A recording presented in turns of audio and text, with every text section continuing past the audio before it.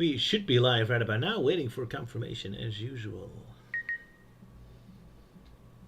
Is that it? The confirmation will beep. Where'd that beep come from? That is my We're doing phone that being annoying. Sorry. But hey, here you go. I just wanted to reveal my exciting new phone that makes exciting new sounds. Aren't you all excited about it? It's just my big announcement for today that everyone needs to know. Did you have a phone and it goes beep? Yes, unlike yours. Yeah, because I left it on silent. Yeah, you always got to be better than me. Poor phone. And So, how you go? Because it's on vibrate. Smart. My cat is running around circles on my desk. I guess the cat is really excited for the stream to start. Indeed it is, and we are started, so my cat has every reason to be excited. How is everyone doing? Euan, how are you doing? You got a party at the church tonight? At a barbecue at the I church? was doing lots of barbecuing. I had to have a shower afterwards because I got, caked in, burger grease, because that's how hot and sizzly it all was. But no complaints, so success. There you go. Melty, how are you doing? I've just been pretty busy with work, but yeah, I'm doing all right. I've mostly just been having a good time and finally getting around to playing through the Shantae games. So yeah, I've been having fun with that.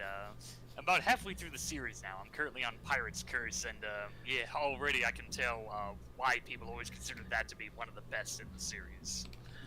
Alrighty, nice. Elise, welcome back. Been a while. Hey, yeah. Missed you guys. Ah, that's good to hear. Yeah, it's been quite a long time. Yeah.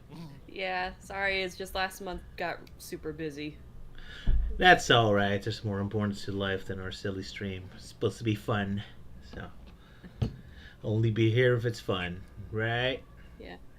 Yeah. Right. I got my book completed and I submitted it for the contest. So. Oh, exciting! Hooray!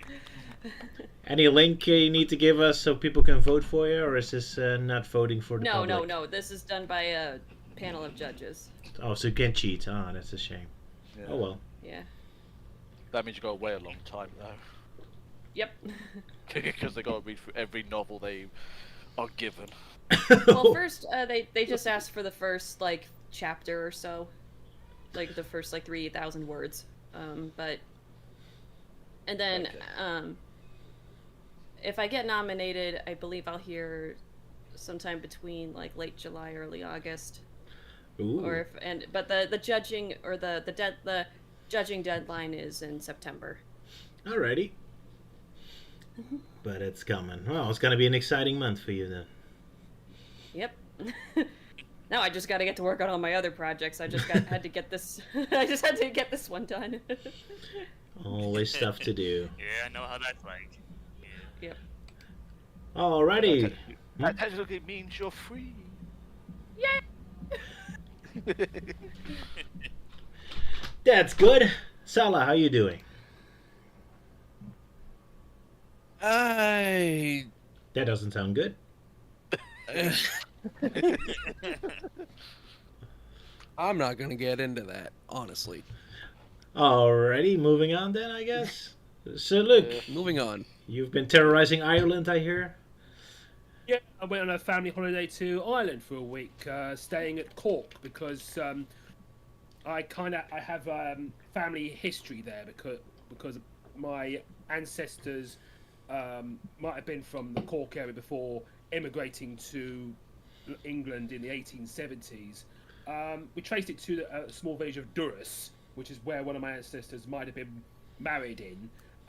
So we went there and we had a chat with the priest, and he said that all family histories, that the records from that area might be at a place called Skibbereen. But it was very nice. We looked at some graves, see if any funny ancient hoolies there, and had a few Guinnesses.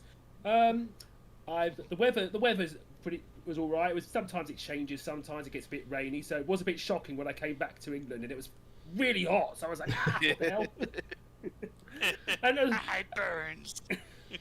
and sometimes you hear like overhearing people talking in their Irish Gaelic accent. So it's like, oh, what are you doing there, Seamus? Oh, what are you doing? Oh, yeah, very nice. Whoa. And also I went to Blarney Castle and I kissed the Blarney Stone, which is at the very top of the castle, like this outer wall. And they've got this person who leans you all the way back, and you have to hold onto these railings, which I was a bit worried I won't reach onto. But I did manage to just get onto it, and I just gave the stone a quick kiss. but it was fun. I mean, the stairs can be quite dangerous going up, and there has been records of like accidents happening there. And I also looked places around Cork. I mean, like there's got waterworks, a butter museum. I checked out St Finbarr's Cathedral, which looks absolutely beautiful. They also got an English market. But yeah, it's a very lovely place, And also, I also read up a bit on ancient Celtic Irish mythology, because they had an ancient hero called Cuchulainn, if I pronounce it right. Who's that's him? Yeah, he's a bit like the Irish version of Hercules, and might inspire characters like Conan, because he has this superpower which turns him called the warp spasm, which kind of is a bit like Fleetway Supersonic but like more terrifying in a way. Doesn't he like turn inside out like when that happens? Well, sometimes they say like oh, his eye goes out, his legs twist around, there's blood spurting out of his head. I kind of want to do a fan art picture of Fleetway Supersonic like that, based on that really messed up panel I saw in one of the comics. Ew. Oh boy. Yeah, I've been reading up on Irish and Celtic lore and mythology. Like mostly because the book I'm writing is based off of Irish folklore. All right. I've also we also had a 2000 AD comic character called Slain, who might have been based on Cuchulainn, because all he does, he just goes around chopping people's heads off with an axe. All right, cool. But yeah, do like the such casually cheerful photos of Luke riding into battle on horses, and just chilling out in the middle of a fire. Sorry, couldn't resist. But yeah, back to Luke's real photo. So you found a sign that says, "Are you more Fox?" So more evidence that your ancestors came from here, I suppose. Yeah, I just saw it, took a photograph of it. Nice. All right. Also, like the amazing museum of butter. Oh yeah, because I saw that and I thought, there wasn't much to it. Apparently, like because Ireland has loads of cows, of course they'd be quite huge in the butter market. So there's just like loads of bucket packets and milk churns, that sort of thing. Markiplier would be proud. Anyway, so we got a bunch of news about Sonic Crossworlds. We need a new theme, and there's a cartoon coming. Anyone excited about any of those? Yeah, I might check it out. I mean, I like how cheesy the lyrics are. Yeah, when you one. said like cartoon, I'm like, oh wait, you mean the intro? Yeah. Is that just the intro? I thought it was like a full cartoon that's coming. I mean, every game so far has Oh, it. when it's coming, I think. It's coming out in Yeah, I'm September pretty sure. time. I just assumed that was just a random promo and like not a tease for like a mini series or anything. Yeah. Hope it's like similar to that of F-Zero. We'll see. It's gonna be like, gotta go fast. Or like with Sonic jumping out of his car and does a Falcon Punch, making the planet explode. I found the shot of SpongeBob Racetrack kind of interesting, because the Sonic Rollblast too, I always have trouble with the scaling, and I saw now the official game apparently also has problems, considering how giant Squidward is compared to the other characters. I mean, I guess it makes sense. During gameplay, a normal-sized character would barely be visible, so I guess it makes sense you make him the giant, but yeah, and then you get weird scaling like this, that's almost like horrifying. But yeah, so Squidward is bigger than Omega. There's your canon facts, I guess. Because yeah, that's the other thing. Yeah, SpongeBob Rob and Patrick are confirmed to be DLC racers or whatever for this game. Yeah. Quite the And are opposite. surprisingly mute for some reason. Yeah, voice Maybe copyright. it's just the whole sort of issue copyright things, because that's kind of what happened with the Simpsons in the Legos Dimensions game, where only a select few characters could actually speak, and everyone else just had to remain mute. All right.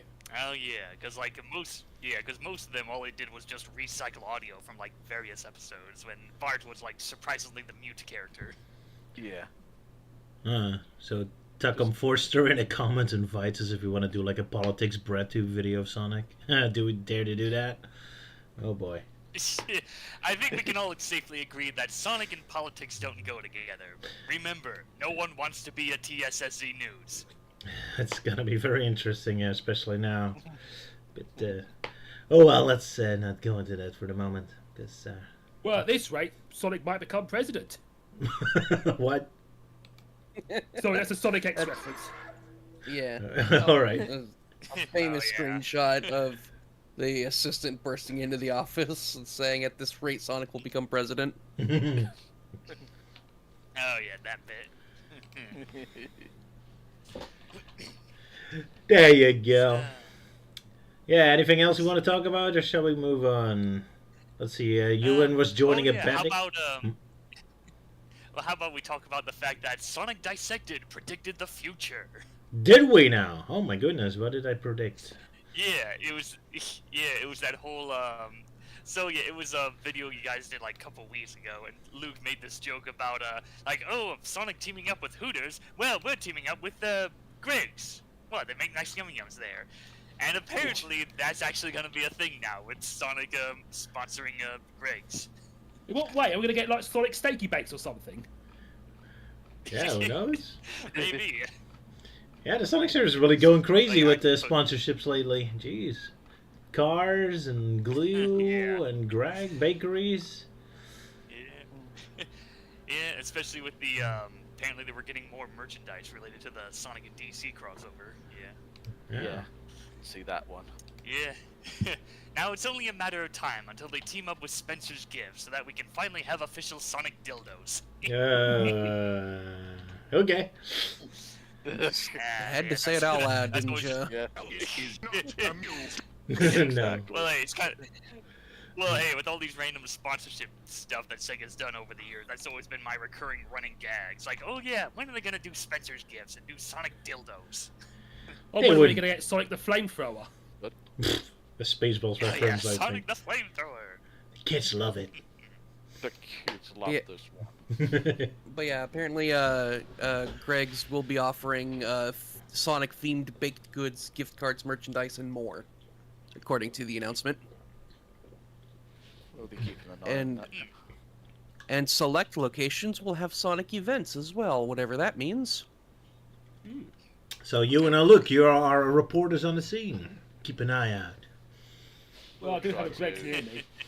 Oh yeah, that's what I also found out. I found there are no Gregs in Ireland, in Cork. Ooh, blasphemy. Oh, Yeah. that's weird. Quite surprising.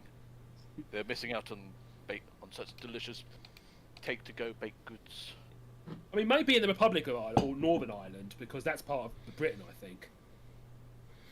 Fair Most enough. likely. Still, the poor Irish denied Greg's. And oh yeah, as Godfrog pointed out, oh yeah, they're also partnering up with Magic the Gathering with special Sonic themed cards. Yeah. Oh my God. I've my roommates freaking love Magic the Gathering, and they've been trying to get me into it. And I as a joke, I told them only if they ever do Sonic crossover. Oh boy. Never say something like that. no. Oh my god. Well, I guess you gotta do it now.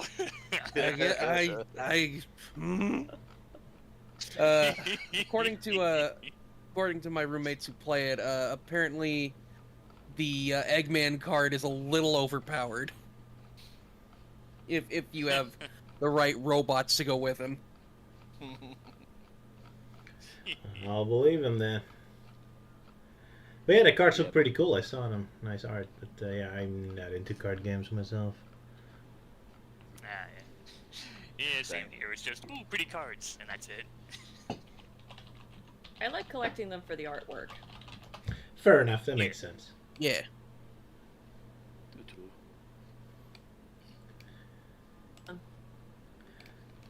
But I'm just gonna say, with all of this extra crossover stuff going on with Sonic, I'm kind of overwhelmed Yeah. by it all.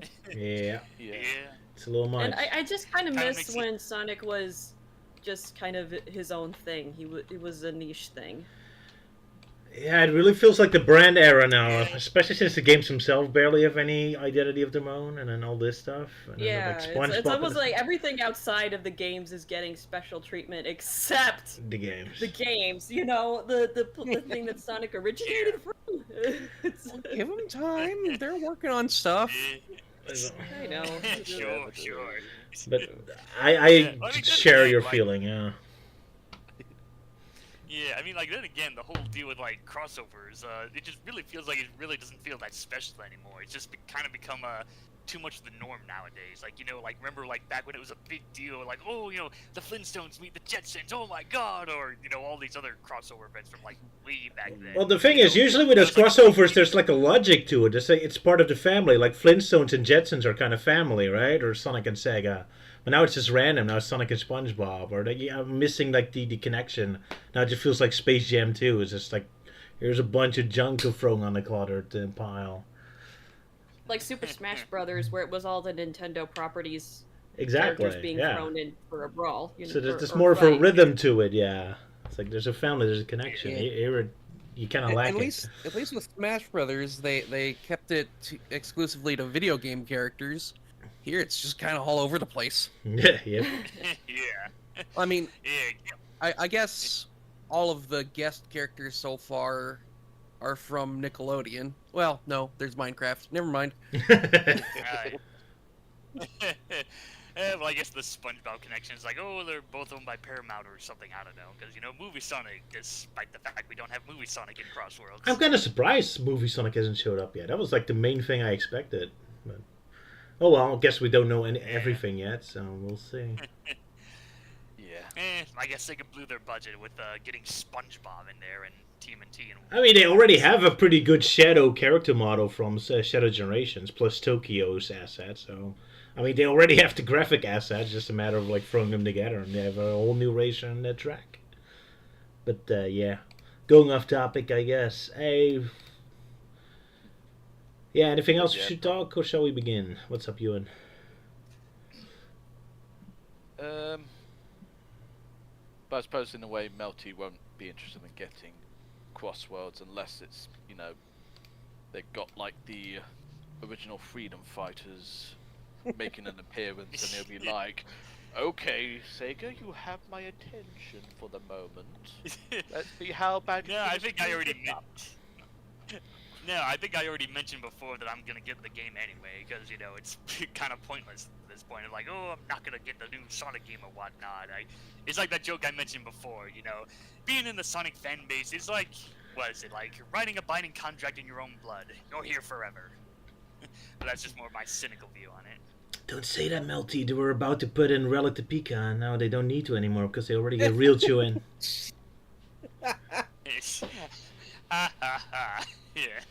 Relic the Pika. Of course. My new Yeah. favorite RG character, I guess. Sorry, bit of an in joke. Yeah, I mean she's always one of my favorite characters from the new timeline. She's just this very adorable archaeologist character, which I already did an episode on her on Archie Sonic Character Files, which you can check out later. Yeah.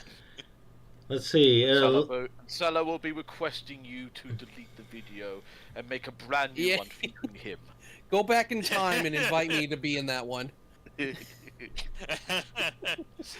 Yeah, funny enough, I was kind of thinking like, okay, yeah, I've done crossovers with Sala a few times. I did Winter Cold, and then it kind of kept me wondering, you know, like what other episodes can I do like the rest of you guys? Because I know with Elise, I pitched the idea of us doing Silver one day, but it's like, okay, what about Luke or Euan and Roger? Like, what kind of characters could we do as a co-op episode? I've got no idea. Separately, Godforth gave me a funny idea recently about the new Magic the Gathering thing, that I make like a sequel to my Sonic Rivals parody, where Eggman and Nega turn everything into cards, and that's how you get to Magic the Gathering. Oh, Yeah. Yeah. Yeah, that'd be hilarious. Well, do you know what we say to that, Roger? What was that you? Do it. Oh boy. Do it now. Oh, and Well, Liddy still, asked us if we knew about that Princess Sally was leaked in the Rovio Sonic card game thingy. I think I Yeah. heard about that, yeah. Yeah. It's still a wall of text. I need like actual physical proof. You know, Well, show me actual images. Show me proof. Show me the money. okay, so I have an update about this.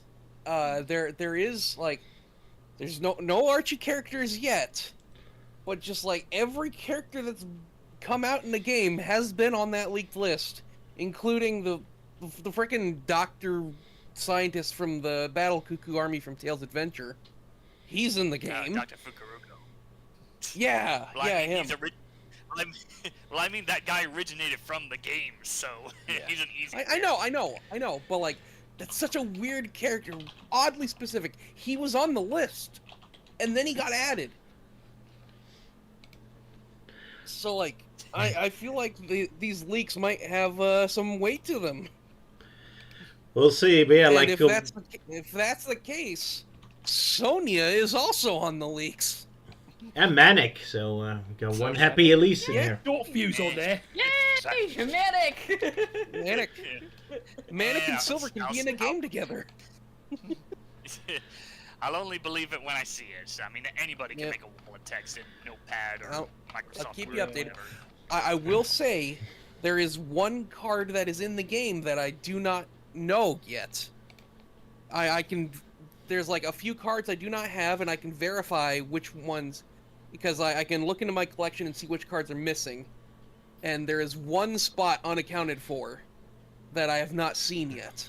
So, I'll keep you updated. If they add Sally to the game, I'm letting you know immediately. But suppose the moment it's announced that Sally is in a version of a Sonic game, the whole internet will explode. Naturally, yeah. You're right. Yeah, well, yeah, well, even if that is true, it's like, oh, okay. Still not getting the game though, because damn mobile phone microtransaction bullshit. Yeah. I mean, currently there's no monetization to the game whatsoever, but I imagine that will change when it goes global. Yeah, no monetization yet. Yeah. Yes. We'll see. But yeah, that's something fun to look forward to. I mean, if we're gonna have endless crossovers anyway, might as well have some interesting ones, right? So, are we ready for Adventures of Sonic the Hedgehog? For Euan's exciting YouTube poop? Yep, I've uploaded it already. Alrighty, so we move on to Grounder the Genius. Finally, an episode starring our favorite green character, Grounder, I mean. Yeah. Ah. Okay, everyone has Euan's file? Yep. Yep, I got it. Then let's count down. 3, A2, A1, A go.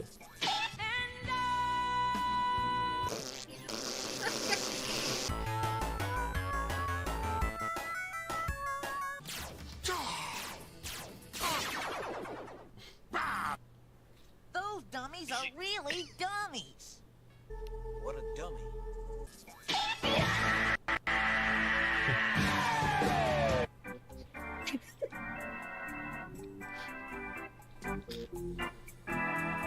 But Grounder, I can sloop your fingers.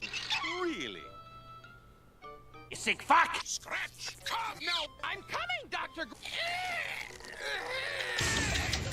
Bad Euan. Scratch is quite fondly. This is amused. Nice try, old chap. I believe I can fly. I believe I can touch the sky.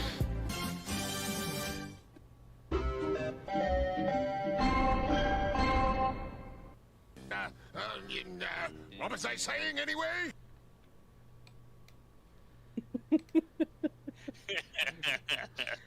Well done, Oh my mate. god. An amusing twist on our Elise meme that we created. How dare you misrepresent me? Well. Even on the screen right now, she's not amused. Curse you, Doug Molitor. She should be Why don't we pointing to you. celebrate it And again? No, you've not done anything to me yet. I still hate you. Why is it all the happy furries against the angry humans? Because we're all racist, just like in the Sonic games. No, Yeah. it's just I am just not amused by. maybe I'll switch it around next time. All right. But now at least is pointing to Euan. So how dare you, Euan, for making a YouTube poop? Involving her again. Yeah. Yeah. No, I'm miffed. You misrepresented me. Well, that's why Grounder was just like, nice try, fellow. Oh. Yeah. Because it showed how badly that came out. Yes.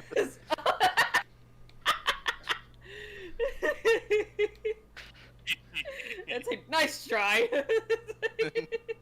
Okay, I forgive you. Especially with how crudely I had to draw your face, like, just had to Happy. do it poorly as if it meant something. Yeah. It's a nice try. Now Yeah. I get it. That makes it even funnier. There you go, in the live chat. Yeah. Good stuff. I also did like when it's like you sicko. I'm not gonna repeat that verbatim, but just gonna say, nice twist on a common joke said on the stream. Yeah, our own little in jokes, yeah. Thank you, sicko. Well, at And the least screen everyone- went black. Oh, what? Oh, yep, now it became blank. Yeah, now it just went Yep. black. Oh, it's back. Ah, what's Obviously, happening? Roger's been trying to grab, like, pictures from somewhere, and it just keeps... Is it There you go. back? At least it's Yeah. back. Yeah, it is back. Yeah. At least it's amused again. All right. Good. I do like the alteration to it though. Yeah. It looks. Just literally redlined it. Actually, I think that makes me look even angrier. You become the Joker. Yeah. Oh no. Suppressed Why rage. so amused? Indeed.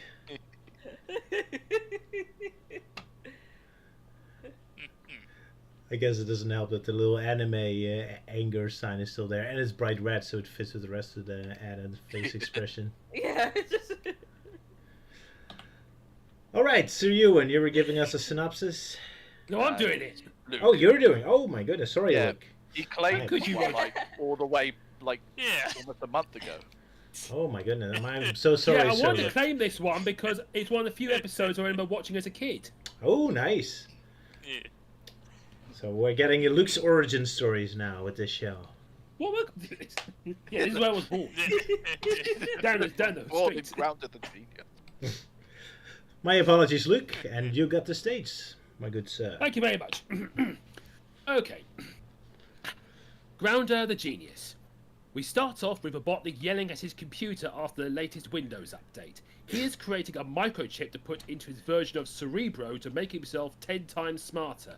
We see that his tiny brain gets fried by lightning, so now he is very big-brained and a true egghead, even though he did notice Scratch and Grounder appear out of tubes behind him. Robotnik grumbles for a bit, and then we cut to what looks like a constipated Scratch, but he's actually setting up a giant mousetrap. Grounder gets out the bait, which may or may not be a cursed Tails doll. They put the Tails doll on the trap and hide as the doll cries for help. Sonic hears the doll and runs to the trap. The doll didn't fool Sonic at all and laughs his arse off. He goes behind the bush expecting Scratch and Grounder to be there and put them in the trap, but they're dolls as well.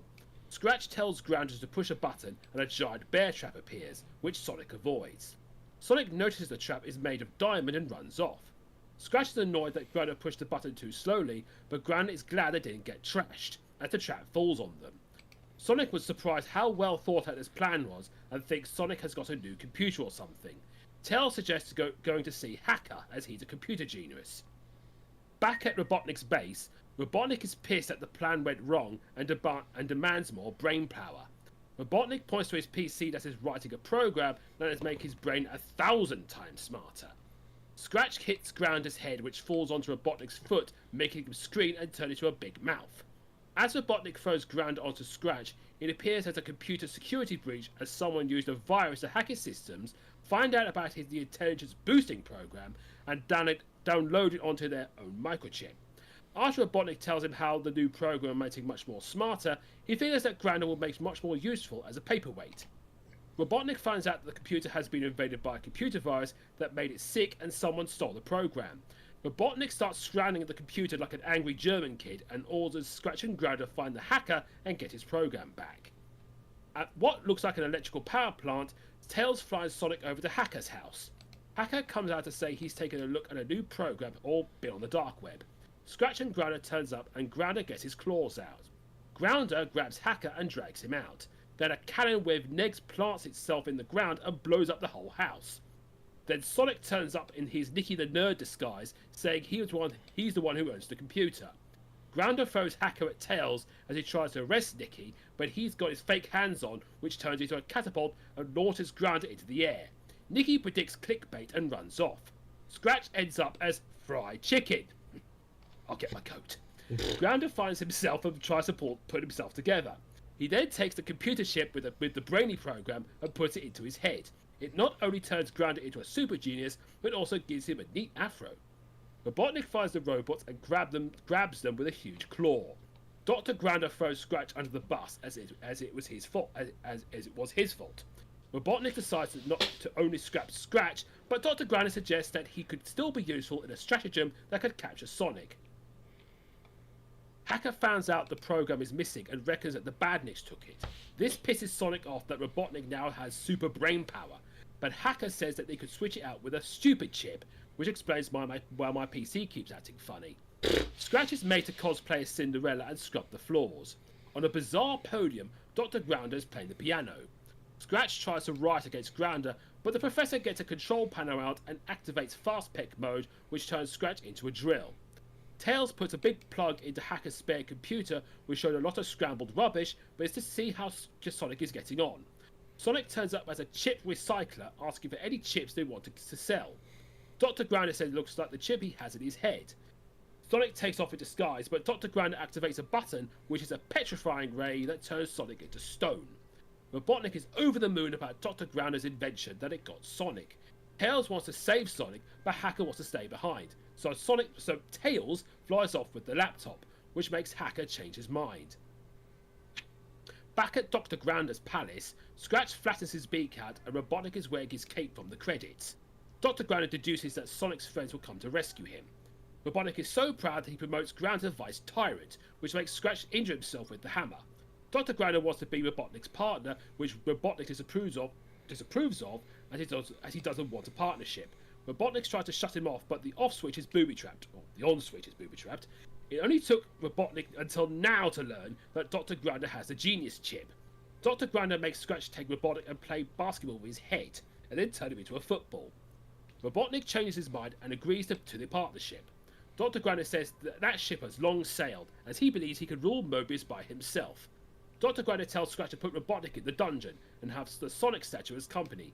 He then gives Scratch a petrifying ray gun, which Scratch hits himself with. Scratch activates a big boot which kicks Robotnik up the arse. Robotnik tries to convince Scratch that he was his favourite robot, which Scratch appreciates but still kicks Robotnik down the stairs. As Scratch brings in the Sonic statue, Dr. Grounder tells him to go clean the pit, which might be the toilet. So Scratch walks off, leaving the ray gun behind. Robotnik decides to lick the Sonic statue. Then Tails and Hacker show up. Hacker presses a key a few times, which launches some suction pads to grab the ray gun. Hacker hacks the ray gun to reverse the polarity of the neutron flow and undo the petrifying process on Sonic. The lasers keep firing at Robotnik, which makes him fall down the stairs again, but one hits Sonic and frees him. Sonic runs through the door, which Robotnik tries to get out of, but Sonic boards up the door again. Sonic finds Dr. Grounder in the library. Sonic tries to figure out a plan, but Dr. Grounder predicted the whole thing and created the lightning rod, which shoots up bolts of lightning.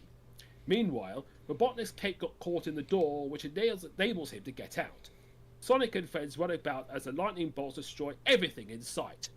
Scratch thinks there's an attack going on and is not needed, so he goes off to prove himself useful. Sonic then turns up in one of his disguises to award Grounder for the largest brain.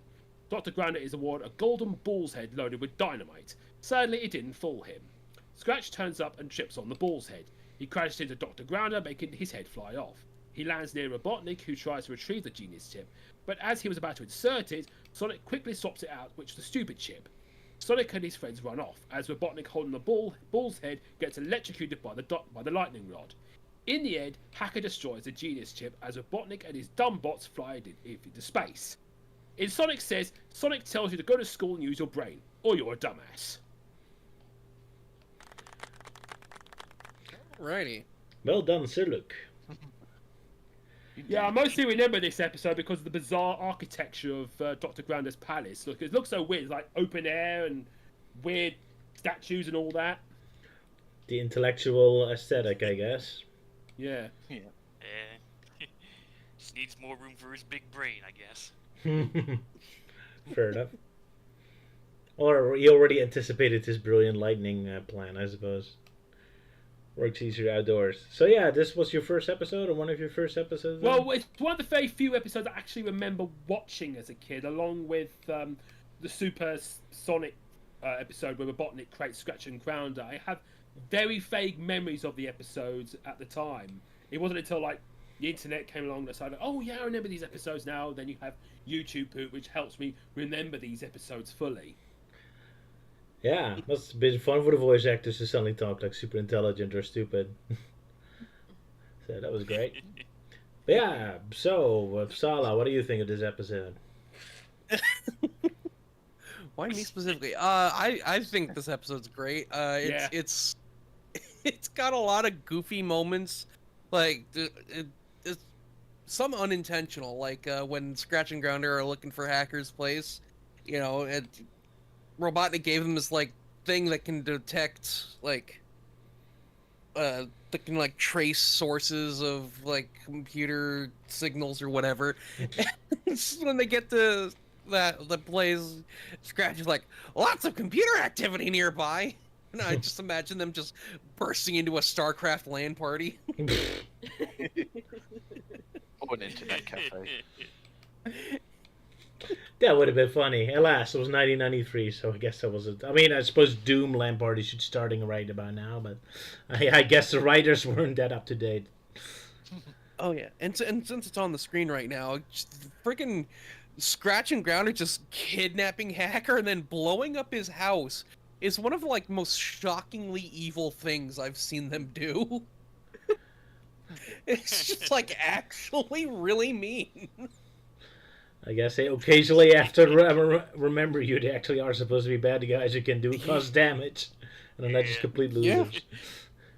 Yeah, they just love being evil. Yeah, you know, back when it was more simpler times, not like today where we have no villains in media.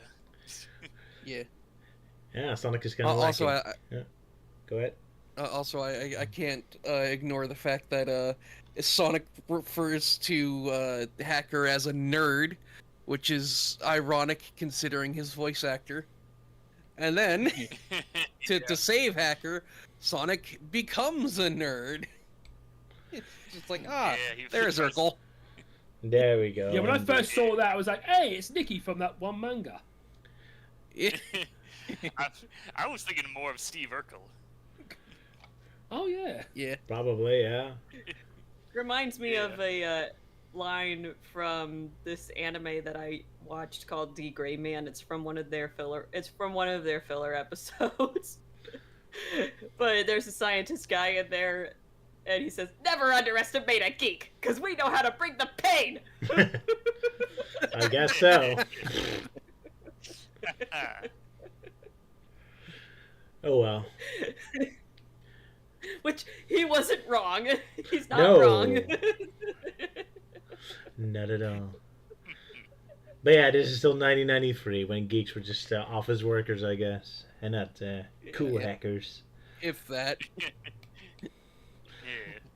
So yeah, Elise, what that- do you think of this episode? Oh, sorry, Sala. Well, Sally, you can finish first. Okay. Oh, okay. No, I was gonna say, like, it was kind of interesting in this episode that, like, when they found out that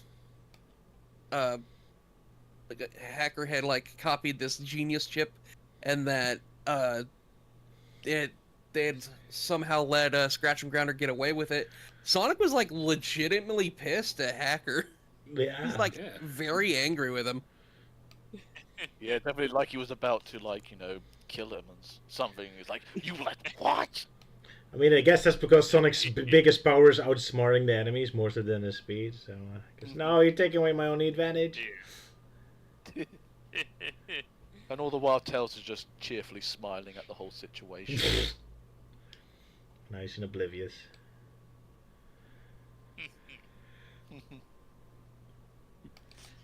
Also, the poor computer being throttled by Robotnik.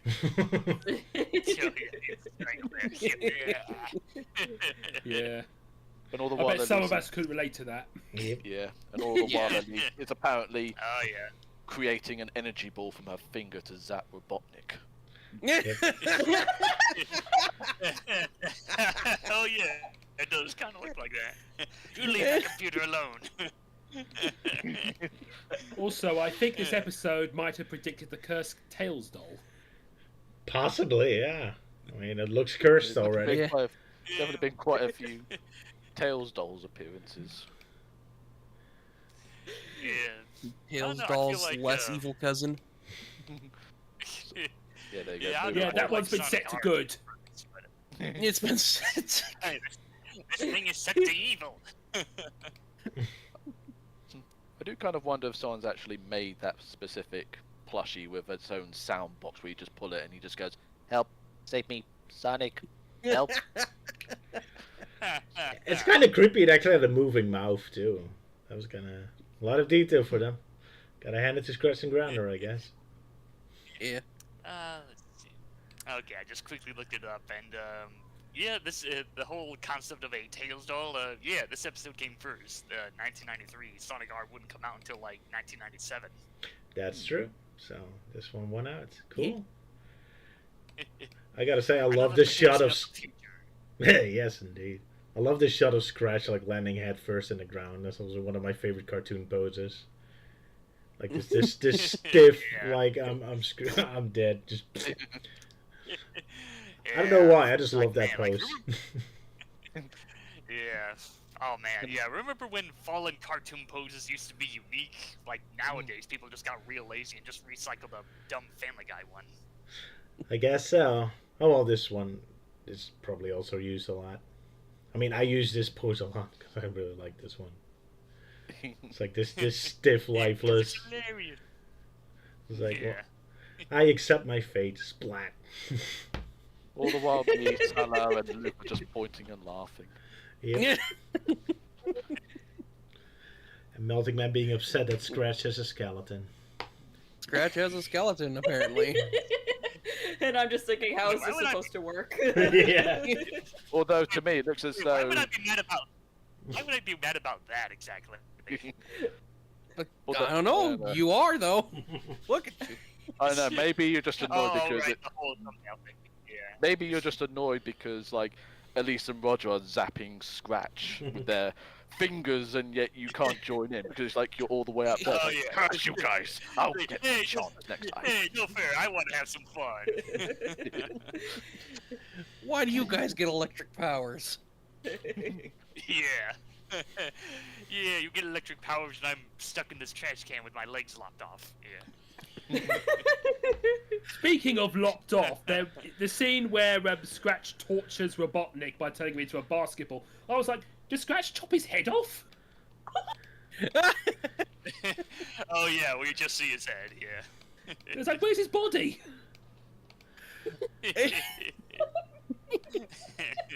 I like that, like, Grounder only told him to, like, you know, show off his dribbling skills, and Scratch took it upon himself to put on a basketball uniform. Yeah, he actually looked pretty good in that outfit. Yeah. It just The add picture you insult got to right injury. there- I'm sorry, but the picture you got right there, Robotnik doesn't even look all that Upset. angry. He just kind of looks wildly annoyed.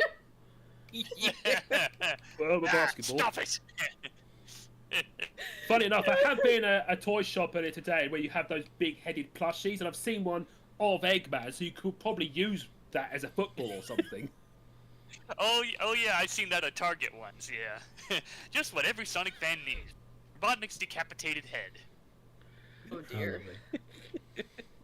Oh Way to go, no. Roger. Oh no. You're both gonna get zapped. Oh yes, sir. Oh my gosh. Yes, that amusing animation error with, you know, I can shut you off too, pushes the on button instead. 300 IQ. Thinking maybe Gran was so smart he switched his own buttons around. Oh yeah, that could be possible. Like, you can switch the labels, yeah. I guess it would But, be in character. Yeah, I kind of almost feel bad for Robotnik in this episode. Like, he just, like, bad things just keep happening to him. Like, bad things usually happen to him, but usually it's like his fault.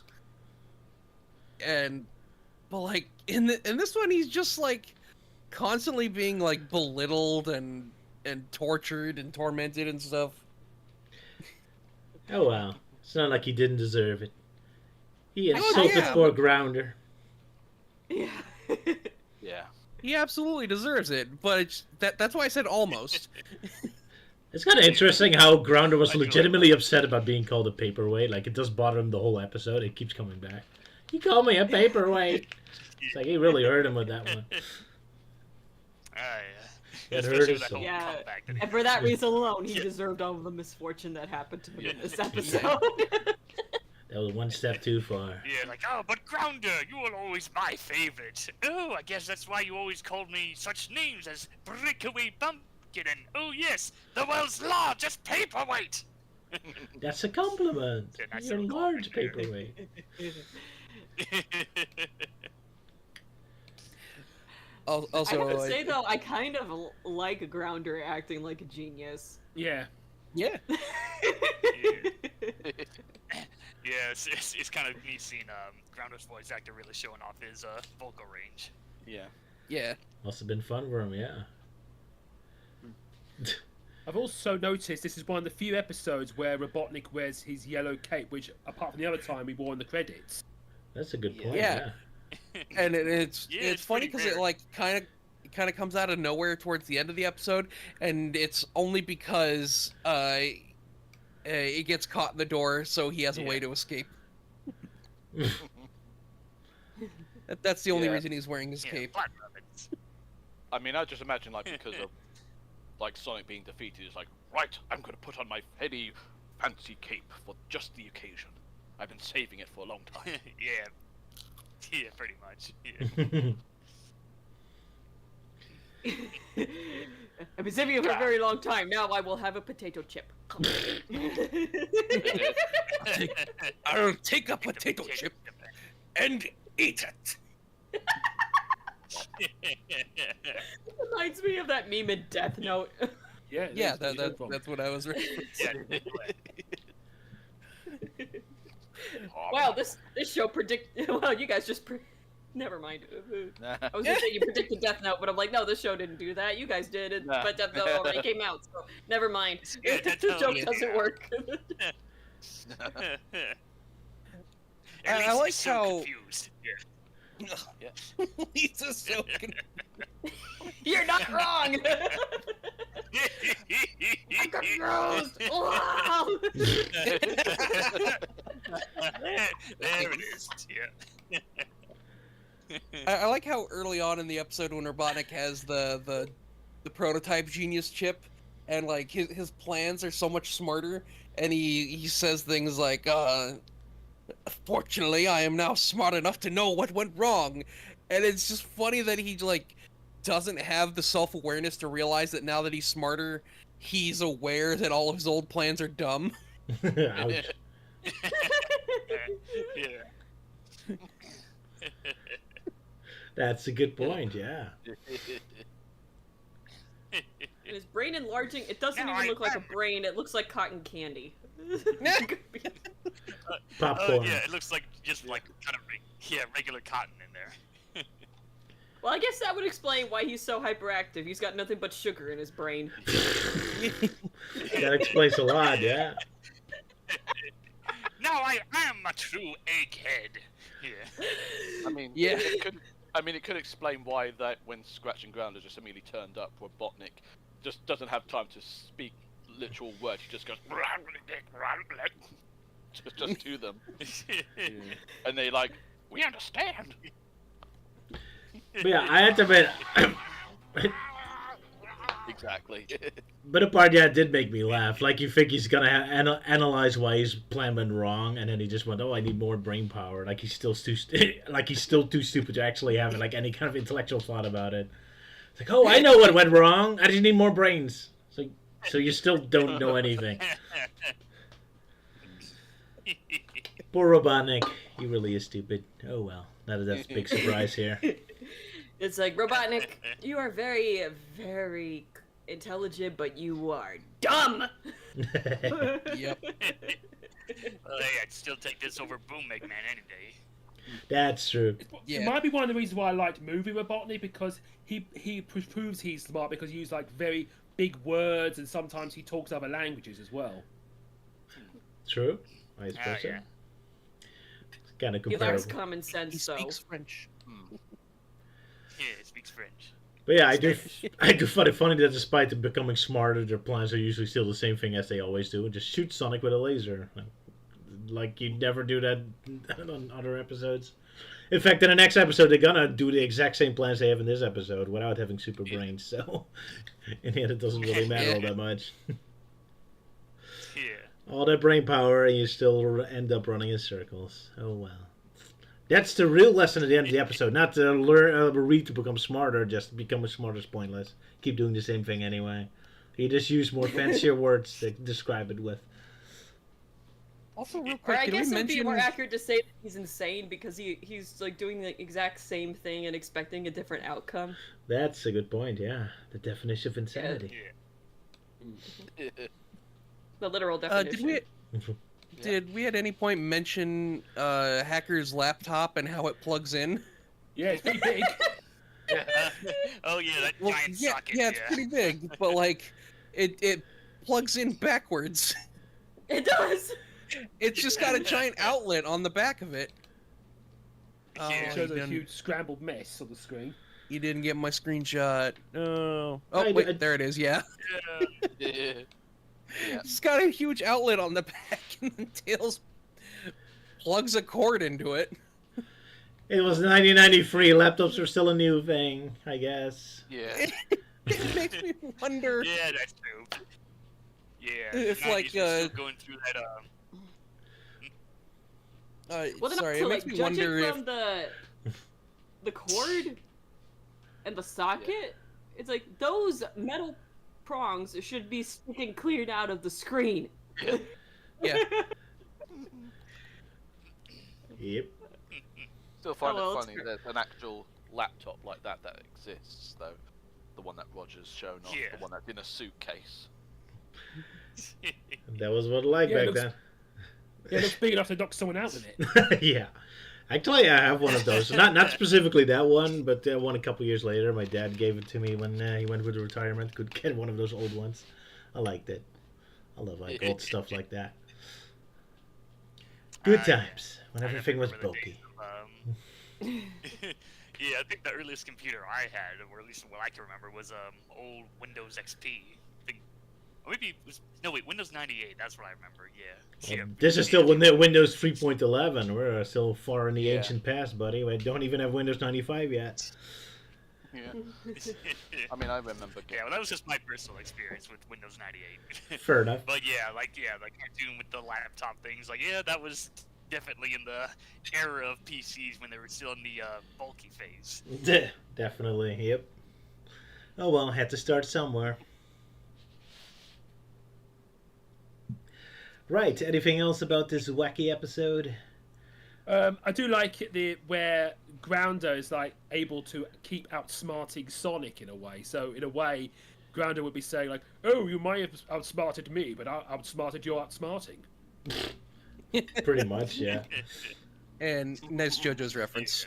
Thank you. Sala of course, approved. Of course, this Of course it is.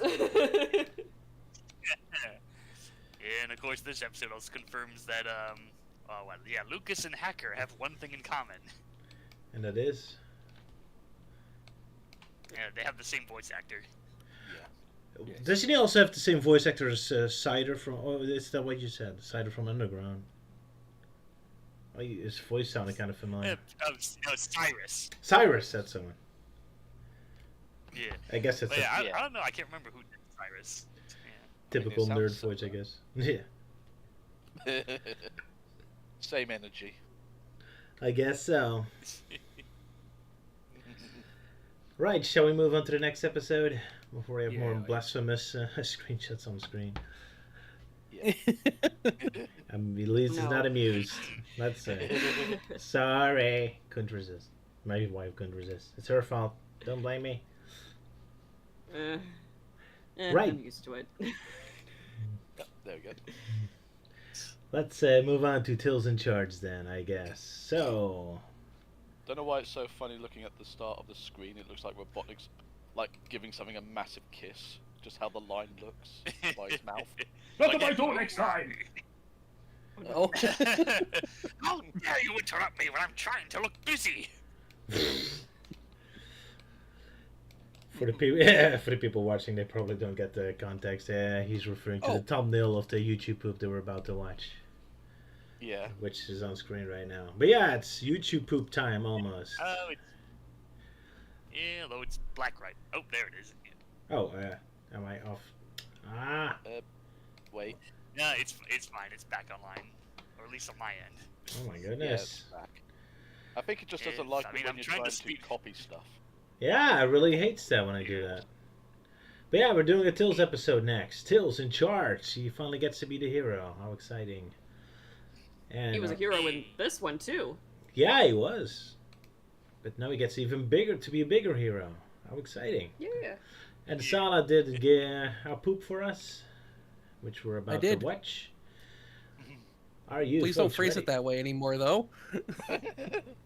Oh no. Yeah, how do I phrase it? UTP? You two? YTP, yeah. YTP. YTP. Yeah, YTP. Here we Yeah, go. White toilet paper. Right. No, white is spelt with a W, not with a Y. I know. I just sounded similar. Phonics. Yeah. No, Oh, your toilet. No, I'm not. I'm not gonna go there. No, I'm not going there. Okay. I'm not going there. Very good. So, everyone ready for Tills is in charge? Ready? Then, Yes. Yep, I'm ready. a 3, Yep. A2, A1, A go. Remind me to award myself the Medal for Excellence in YouTube Hopes.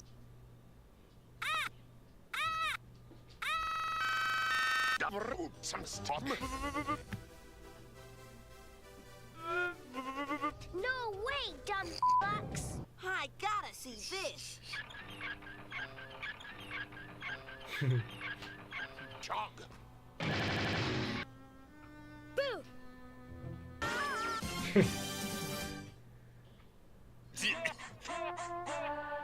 Sushi glory hole, imagine that. Instead of strange, you'll be getting a snack. Okay then. Alrighty. That was great. Oh, the Darude bit was brilliant. Thank you.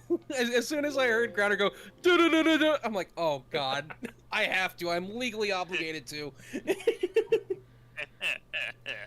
Well, this episode was written by a moron, so we were warned ahead of time.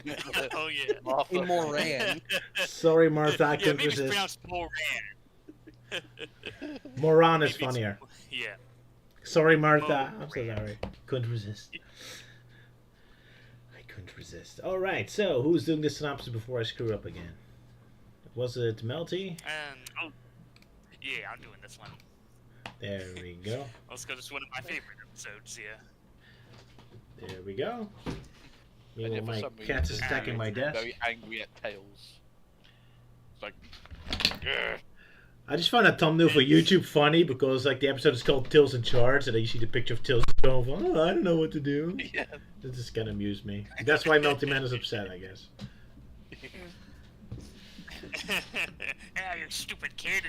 It's your episode. You should know what to do. There you But go. I don't know. You're supposed to know. I'll make it up as I go. Elise is just not amused by the booty shot. Yeah. Well, Okay, so later right, into that. Tails in Charge. So, yeah, so right, so we open up with Robotnik's caboose, where he's busy working on his latest creation, the Stopper Zapper, which turns anything into stone. So apparently there's some continuity going on where he took inspiration from Grounder the Genius with his stopping ray thing. So yeah, so he tries it out on Scratch, and it's like, he's completely solid, nothing can stop him or break him or whatever. So, and then he of course Grounder takes some beatings to him, and then yeah, Robotnik unfreezes him, which Scratch has some delayed reactions to Grounder's beatings, which I guess he already knows that he's the one who did it because he's about ready to pummel him. But Robotnik's like, "Oh, stop it, you dumb bots! Now go and use the Stopper Zapper, right, on the hedgehog," and boots them out of his lab like that. So yeah, so they do attempts to try and freeze Sonic. Where they trick him with the world's greatest chili. No wait, free chili dogs. Yeah, that was it.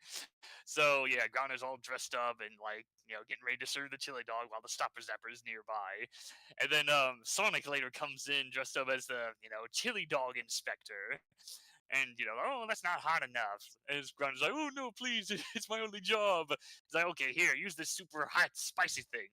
So which Grounder uses it and tries it out and gets real spiced up. And that, and then several attempts to try and stop the Stopper Zapper way. And oh right, I forgot the first attempt where they tried to use a rock to hit Sonic, but then a bird lands on it and dances for some reason, which screws up the plan. So so that was their several attempts, and then the fact that Tails has a skateboard now come into play, and then Robotnik's berating them. It's like, "Oh, you haven't caught the hedgehog." Like, "Oh, don't worry, we'll get him my way. If you don't, I'll melt you down my way." Pretty threatening there. So free so we already mix up the order. So yeah, they try the rock, it fails. They try the free chili dog, it fails. And then at some point, Tails has a skateboard and then loses it. It's like, "Oh no, I got to get my skateboard." So I was like, "Oh no, Tails, no!" And he's about to get hit by the Stopper Zapper ray, but then Sonic takes the hit, and now he's completely solid. And Scratch and Grounder gloat about "Yeah, we caught the Sonic," but of course, knowing them, they begin to argue who gets the glory of turning in the hedgehog and start fighting over the hedgehog. And then Tails gets to have a moment in using the Stopper Zapper to freeze Grounder, but doesn't get around to doing it to Scratch. Then lots of stuff going on. He knocks down a bunch of logs to slow them down, and then uses the skateboard to carry Sonic off into this abandoned factory, I guess. So, poor Tails is like, "Oh, what are we gonna do, Sonic? I gotta find some way to, unfreeze you." And, then Scratch and Grunt are, outside, banging on the door, trying to get into where Tails and Sonic are. And, and then after the credits, I guess Scratch and Grunt got impatient and decided to just break down the whole building instead, rather than just ram down the one door. So, lots of destruction going on, so... during that destruction, a police officer uniform lands on it, and Tails like, "Oh, if Sonic could do the, costume stuff, then maybe I can too." So Scratch and Grounder break into the building, even though they already were inside the building. But then Tails comes in with his cop uniform. It's like, "Oh, you don't have you're gonna get in trouble for doing this, blah blah blah." But then his and they actually fall for it until his tails are shown, and like, "Oh, you idiot, that's Tails, that's not a real police officer." So, yeah, so lots of running around, and they try several attempts, like they try a giant mouse trap to try and lure Tails, but Tails is pretty smart and pretty much sneaks around, like sees them setting up the trap, and pretty much does this and that. They do a lot of fighting, and then eventually like, okay, we're gonna bring the Stopper Zapper and freeze that stupid fox, and Tails is like, all right, now's my chance to free Sonic. So, yeah, they do the whole giant mousetrap thing, which, I'm repeating that from the previous episode for some reason. And, meanwhile, Tails sets up a bunch of traps to, do some damage. And, this and that. Jeez, I'm really confused today. Okay, so anyway, Tails wheels Sonic out to this reflector beam, and it's like, oh, I know what to do with this. And so the bots bring out the Stopper Zapper and shoots at him, and it deflects the reflector, which freezes Sonic. And Sonic does this whole bit of running around and messes with the machine, where the machine ends up Stopper Zapping itself. And then Grounder like, oh, don't worry, I'll fix it, and destroys the the machine. And and then Robotnik comes in, and it's like, oh, Scratch Grounder, where are you? And so, that happens, and then they get picked up by a giant claw, which lands in a pit of quick-drying cement, which, of course, where after they land there, the robots get electrocuted and set off the water sprinklers, which really sets off the cement, so now they're just stuck there. And, Sonic and Tails like, yay, we defeated them, good job, little bro. And, that's it. Oh, then the Sonic says is, don't open the door for strangers. The end. Da, da, da, da, da, da. Well done, sir. Surprised that Tails has a skateboard throughout the entire episode. I was like wondering where he got that from. But it also reminded me like how back in those days, how almost every major cartoon character had like their own skateboard, especially in toys and like Happy Meal toys, where any character you could think of had like their own skateboard accessory. So I tried to look up and see if there's a toy of Tails with a skateboard, and the closest I found is one from Sonic Riders holding its extreme gear. Yeah. Oh yeah, from back when Jazzwares used to make Sonic figures. Yeah, there's a lot of toys of Sonic with a skateboard, but not a lot for the other characters. Nope. That looks like his Free Riders extreme gear. Could be. Oh yeah, it kind of does. But yeah, neat. Verify this. The early 90s where everyone needed sunglasses and skateboards. Yep. Good times. Yeah, Zero Riders? Yep, that is indeed his Free Riders. Yep. Alrighty. Oh, yeah, because... Yeah, I know that Jazzwares did a few Sonic Riders figures. Like, I know they did one of, like, Jet and Wave. Jet and Storm. I don't think they ever did one of Wave. Yeah. I have a Wave action figure, but without the board. Yeah. Kind of surprised Jack Specific hasn't done the rest of the Babylons. Like, we already have a Jet, so where's Storm? Where's Wave? Maybe to get new attention now they're in the new Sonic Racing game, I guess. We'll see. Yeah, maybe, unless Jack Specific recycles the same figures like the umpteenth time. Ugh. Who knows? But yeah, so... I just want to say for this episode in the Sonic Says, I love how a policeman walks up on Scratch and Grounder. Yeah. And they say, can't you see we're impersonating a police officer? Yeah. Even though they were impersonating a pizza delivery man, but yeah. Well, they impersonated both. When they didn't answer the door for the pizza delivery guy, they said, open up, it's the police. How convenient, just when the police shows up. But yeah, another human. Oh my goodness. Robotnik's sibling, I guess. Yeah, his lawful. Yeah. His lawfully good sibling. There we go. Let me guess, you guys work for my brother? Well, I mean, we've already had other human characters before, like the previously mentioned Lucas and all that. Fair enough. But yeah, fun, simple episode. Home Alone. What's up, Euan? Yeah. But it's just so rare to see humans. That's nowadays, true. Because usually it's always something very weird, or in this case, like wiener people. Yeah. Chili dog people. Yeah. But hey, at least that was back when, humans were actually allowed to, interact with Sonic characters, and not like today, where you don't see that in modern games anymore, because, I don't know, I guess Sonic and his friends are all racist. Oh, because Unless of that their one bad names experience. are Dr. Robotnik, Gerald Robotnik, or Maria Robotnik. Only the Robotnik Or family. Victoria. Oh yeah, and Victoria, I guess, Nah, the new one. I still get a kick out of your Robotnik family parody song. I still get a kick out of it. I love it. I'll just make I'll just stick with my joke about they're racist against humans all because they had one bad experience in 1991. Indeed. But yeah, do not forget Professor Victoria. That's true. We'll see what she has to Oh, offer. I forgot she was a thing. Who may I or mean, may so far not she's a also one and be done a member of the Robotnik family. That's also true. So it's still not disturbing the theory that's only the Robotnik family showing up. Yep.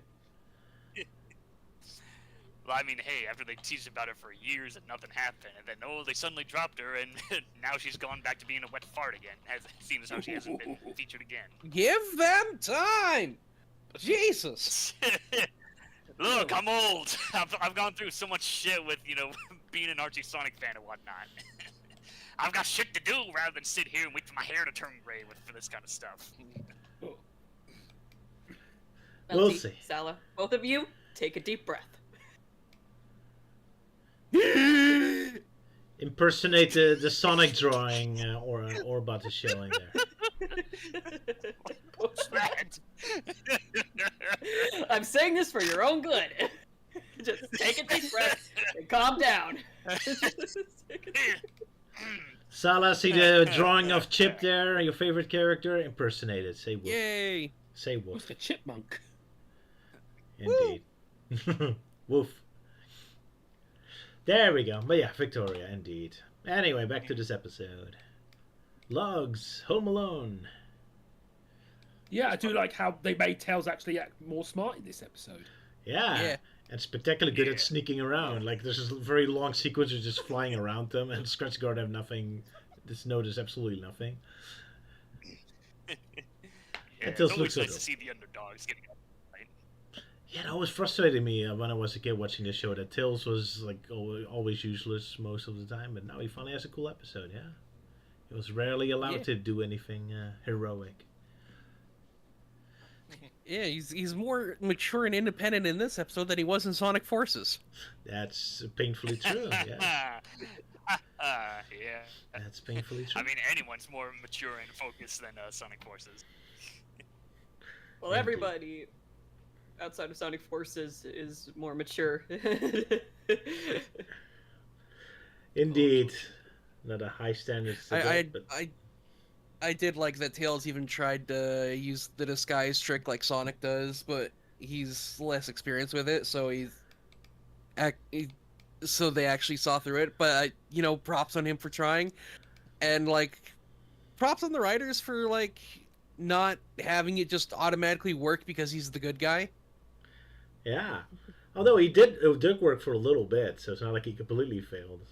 It's just that. Yeah, Scratch could have been suspicious the whole time. We will never know, but Grounder definitely fell for it. There you go. So at least he tricked half of them. And we got this wonderful face expression of Tails when he's caught. He looks so happy. I'm especially amused by it. Yeah. Oh, God. Yep. Oops, sorry. And we're angry. I'm more unnerved of those screenshots of Scratch with teeth. I was like, don't do that, please. Scratch really loves showing off his pearly whites. And... Very human teeth, yeah. It was funny to see Tails trying to disguise himself like Sonic, only to be caught. Poor Tails. Yep. But it's like he utilized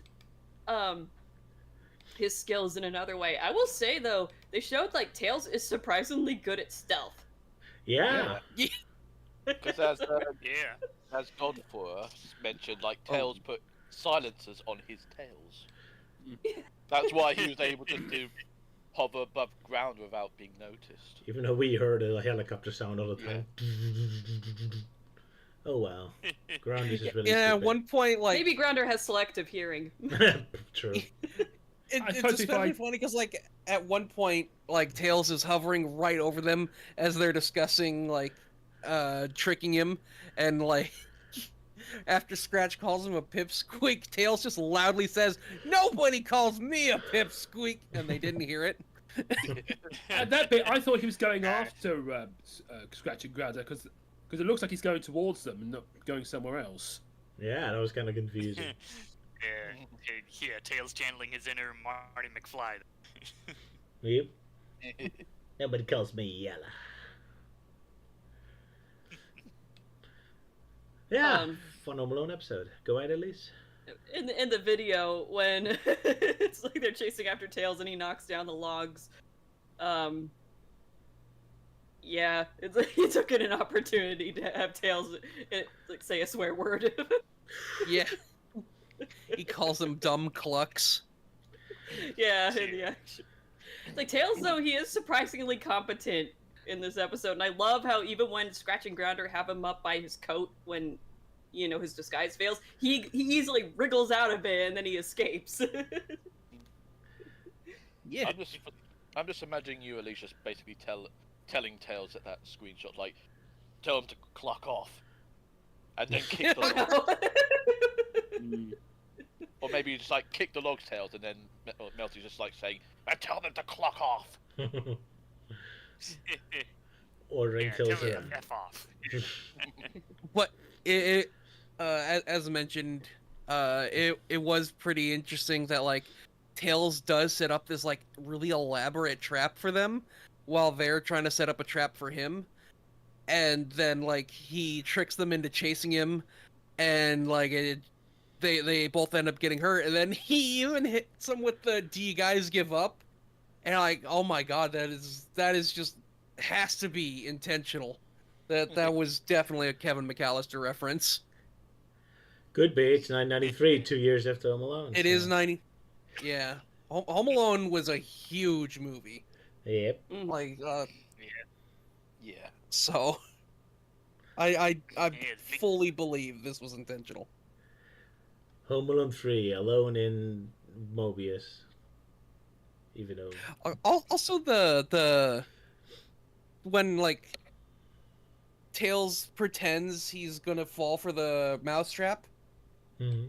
I vividly remember that scene. Like, I've seen this episode before, but like the only part of it I remember is Tails holding a broom, walking up to the mousetrap, and then slamming the broom into the floor to pretend like the trap went off, which is freaking brilliant, by the way. Yeah. I think that's a great plan. Yeah. I also love the bait and switch they did with the reflector, where it looks like Tails is going to, it looks like he's going to use it to get the laser to fire at the reflector, then have it bounce off and then hit Sonic. But no, it actually just goes right past the mirror and hits Sonic. I think that's an animation error, but yeah, it is what it looks Yeah, like. pretty much an animation error. He's like sets up this ploy to have it reflect off, and they just fucking miss. Yeah, because that's another thing these two episodes have in common.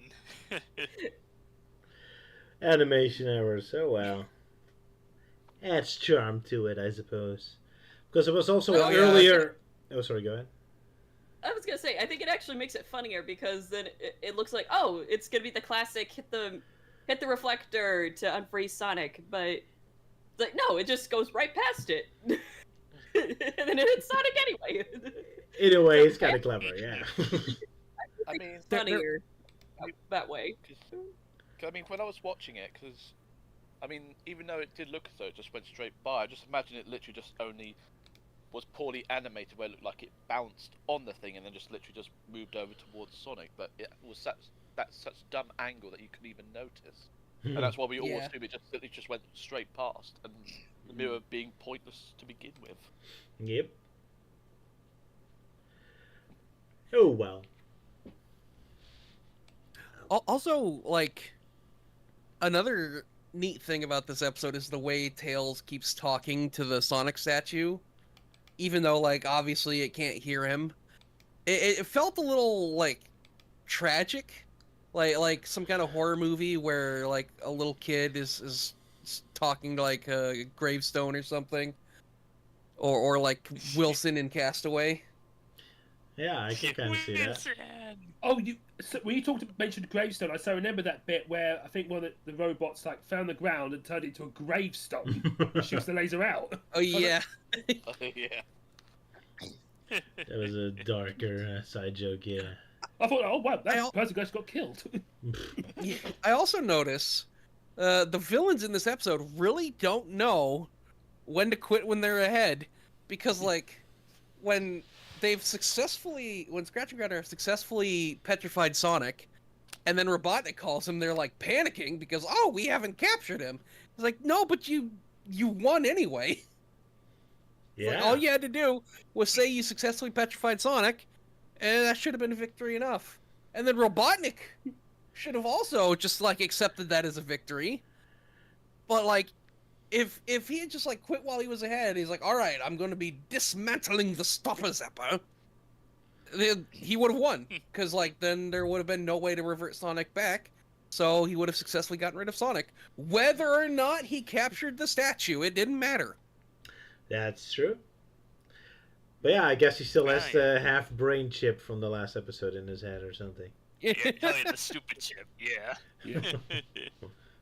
Only half as smart as he is.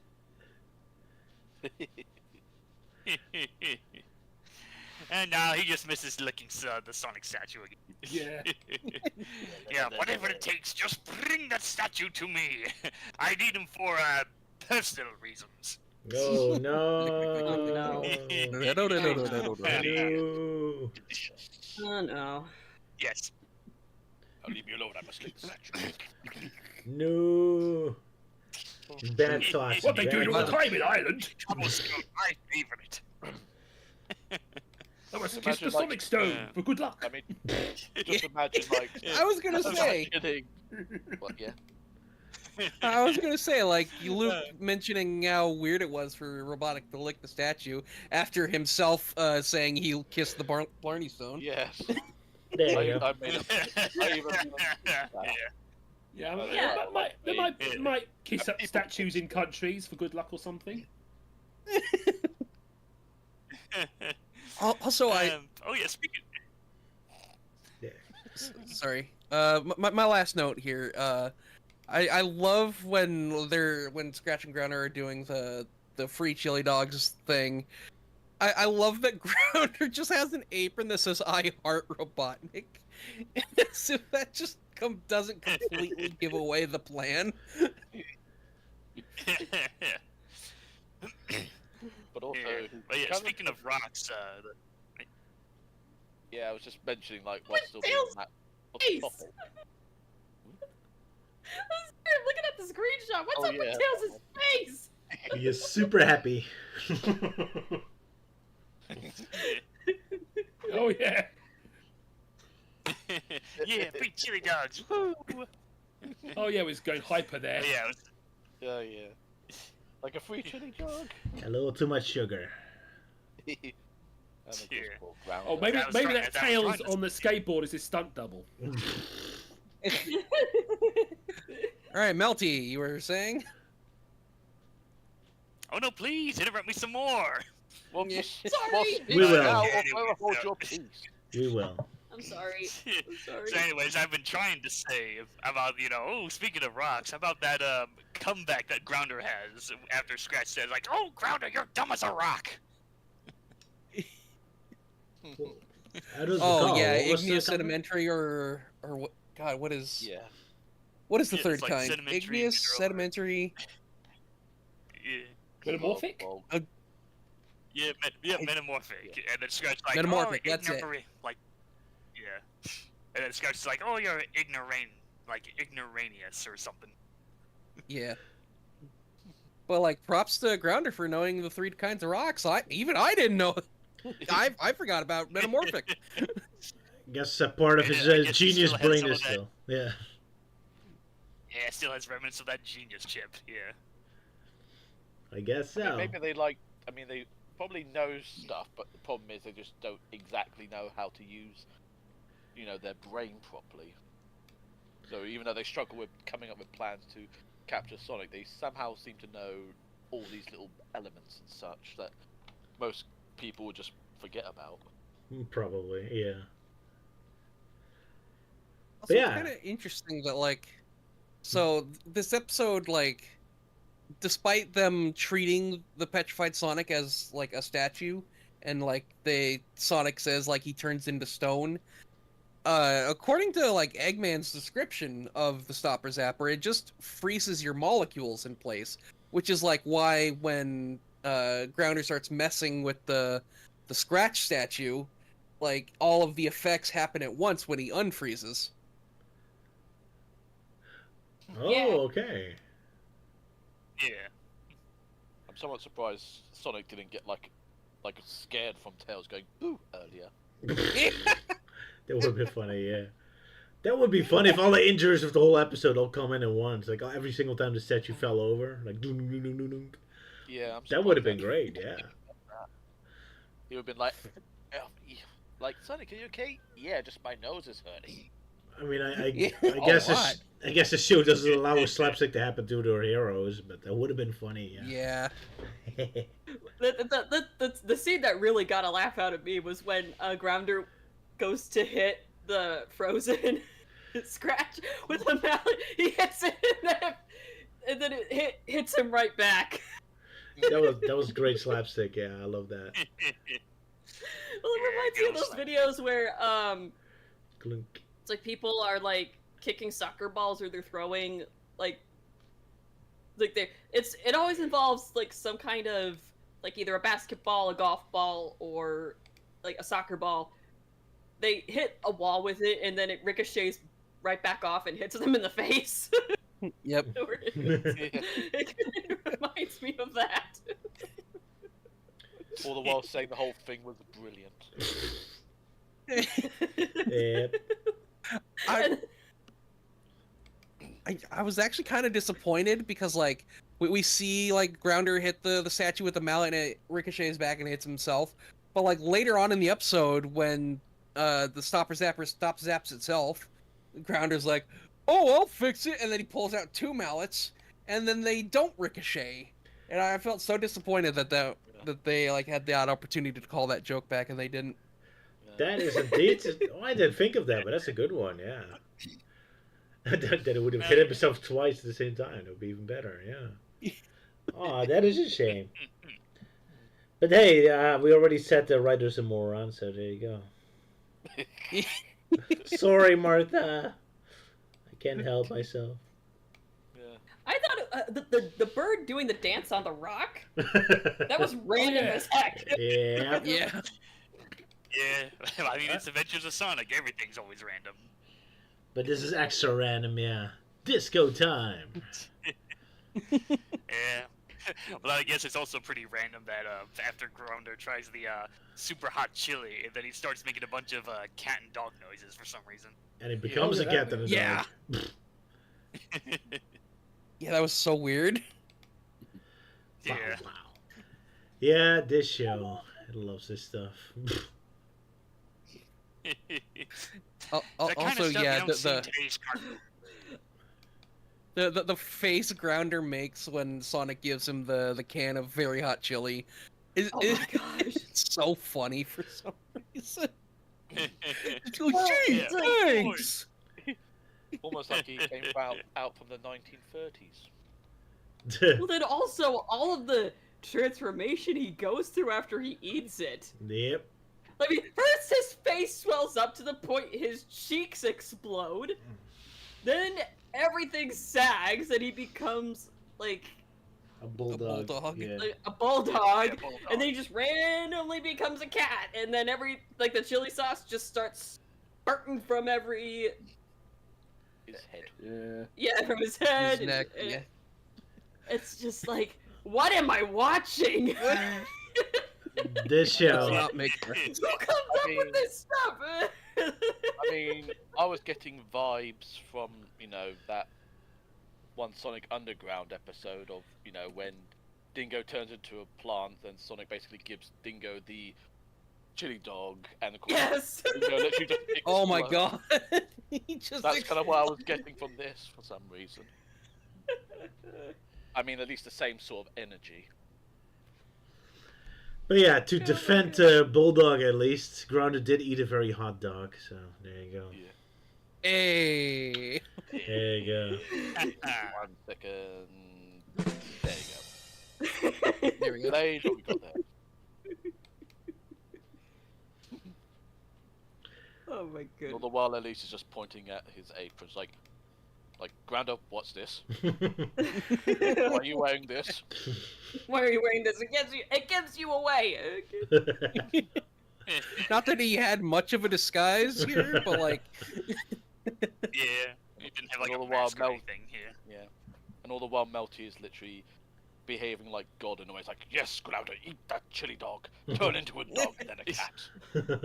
And then No, I was thinking more of like, oh, Grounder, you idiot. That's like super spicy, hot spicy stuff. Or like, oh, Like, how could you fall for that? yeah, pretty much. Meanwhile, Yeah, then Sala's laughing.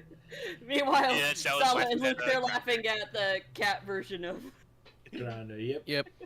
Does look very Yeah. good. Haha, silly cat. Yeah. I'm just cheerfully happy at everything I see. Yes. What a content man you are. A content A-Kid hog. I mean, one thing I And might then as well- Euan's big smile. Just enjoying life. There you go. What more do you Oh, want? look, kitty cat. Now look at him. Now look at him barf up all that honey.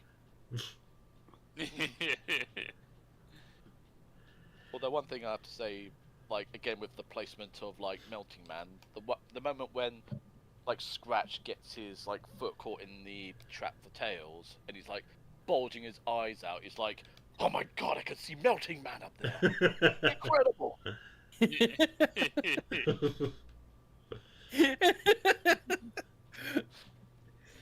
Who's that nerd? Oh yeah, there it is. You have angered the wrath of Melty. Yeah. To be fair, that is the correct response when you see El Melty Man. Oh my gosh. Suffering the wrath of Melting Man. Yeah. It's like, oh, you dissing on my artist, Sonic, you must die. And all the while, Grounder's just like smiling away at his misfortune at the hands of Melting He Man. looks like he's about to he looks like he's about to poke him in the rear. Yeah. Oh yeah. Oh. Yeah, right. Oh, Funny enough, no. in that episode, I have noticed Grounder constantly switching between his drill hands and human-looking hands. Yeah, that's right. That is kind of... Yeah, that happens a lot in the show. Yeah, it's always a bit weird. Like minute they're like, you know, robotic hands, and then the next are just like human hands. To be Except fair- silver, and then suddenly then it becomes human hands. Like, make up your mind, Grounder. Yeah, consistency. Thy name is not Sonic. No. Yep. But hey, he can switch within the 2 seconds, so I guess it makes sense he can do this so But- quick. Yeah, I'm just imagining the screenshot where like Scratch has his foot caught in the mousetrap. Once you guys pointed out, Grounder is like running at him, looking like he's gonna poke him. I just imagine he's like, Leaf Village Secret Finger Jutsu. Oh.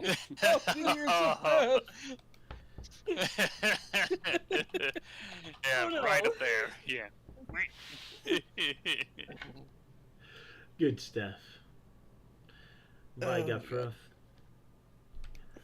Toodaloo to you, God. Oh yeah, goodbye, Gafra. Maybe I one day we'll suppose, get to the stream. I suppose there was a while ago where Sylvia specifically asked chat for questions, and Rhino asked us the question, and we didn't acknowledge it. Oh, did we? Oh, that's not good. Which What question Uh, is that? Well, Which I one? guess he kinda look back. specifically I specifically asked Melty, but I suppose we can all answer it. What Adventure Sonic the Hedgehog, I'm assuming character, would we want put in the games if given the chance? Oh, I actually already responded to that in the chat. Yeah, but, that's what I said. might as well- yeah, but yeah, I might as well say mine was Miss Possum, because that was the most I could think of at the time. She needs more love. Mama Robotnik. Hey. Oh yeah. That's my choice. There you go. I suppose Scratch and Grounder, which Roger managed to do with the Sol Sustancia games. That's true. Yeah. Well, technically they're already in the games as Batniks, but it doesn't really. Oh count, yes, in Beam Machine. Yeah, and that that's too. right. Yep. But yeah, sure. More Scratch and Grounder instead of Over the Cubot. Sure. Well, yeah, but they're also just based off of actual enemies from the Sonic games, including one called Grounder. Yeah. Yeah, quite literally. But that would be my answer as well, is Scratch and Grounder. I'd like to see them in the game. That'd be fun. Not Oh, and now sure with Sylvia's me. calling out Roger. But What? yeah, Am I being called out? basically. Oh yeah. Something about. I would did what say. now? Melty asked for questions, not me. Oh, That's what. sorry. So blaming Melty, not Roger. I would say Von Schlemmer for me. It would be Von Oh Schlemmer. yeah. Oh, that would be As he, fun. and Oh, as he appears in the Archie comics. All right. Oh yeah, his Archie Sonic counterpart. Yeah. Yeah. Oh, where's Weasley? He could be similar to that of Wentos in a way. There you go. Oh yeah. And he was also in Archie Sonic, even though it was only 2 panels. Yeah. Yeah, I can see him operating like a trader, similar to that of Wentos in Unleashed, where like sell you stuff, like upgrades. Ah yeah. Yeah, the new handy dandy. Yeah. Or he works like the one in Sonic 06, where he just moves his hands up and down, going like, "Welcome, welcome, welcome, welcome." We're just like, how are you? Come on. I get very good prizes for you. Yeah, how are ya? Where's Weasley's the name. Speed's my game.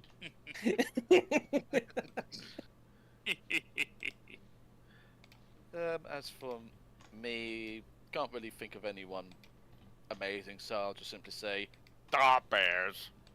Stop. Yeah, the bears. Stop. Bulls. Yeah. Yeah, this is sure some fun racing, eh, Big Mike? Yeah, Permanent You Crossroads. said it. Oh yeah, yeah. Add the bears to Crossworlds. Let's go. They've already got their own vehicles. Yeah. Perfect. Yeah. Hey, but this is really the chicken in the cannon. That's the Scratch Batman because it doesn't really look like it. Yeah, it's closest to me. Yeah, that's what it's based on. Oh, very different style. I always thought it was more the chicken from Sonic 2 Game Gear because it had a longer neck, so it fit more, I guess. Chicken Look from at that what? grounder. Now, let me get You a cut out screenshot. for us. Oh, sorry. In Sonic 2 the Game Gear games, you had like a boss fight with a giant chicken with a long neck. I thought yeah. that was meant to be the... Oh. But now I look at yeah. it, it doesn't really resemble Scratch either. So Grounder does have a proper Batnik representative, but Scratch doesn't really. Can't say I've seen that particular version. I don't of remember Grounder a before. Grounderbot's looking blue in Sonic 2. Yeah, and also his eyes being open, like he's seen things. Oh yeah. I guess I'm more used to the concept art of the Grounderbot, where it's like red and has like the eyes closed. Yeah. Yeah, squinting. Fair enough. Yeah. Yeah, which some of that got incorporated into Archie Sonic's new timeline, where they updated Grounder to look more like the game version with the eyes closed and all that. Roger finding a random image of the supposed Badnik, and yet both Eggman and Sonic are just so super happy to see it. Yeah, I know that's a thumbnail that's Photoshop, but that chicken robot does show up in the Game Gear game, so I couldn't find a better screenshot so quickly. Sorry. It's fine. I just think this one's funnier though. Just It is seeing them funny. being cheerful. But yeah, it is someone. So Oh you. boy, it's Scratch. God That sprite of Sonic is... What the hell? Hey, Eggman, you seeing this shit? Yeah! that sprite is cursed. I like what Where's it even over there. from? For someone's YouTube thumbnail. Sorry. Alright. It's probably some, probably some photoshopped image of like a parody or something. Well, hey, at least it ain't AI art. Imagine That's- Sonic Yay. going, "Welcome to your nightmares, kids."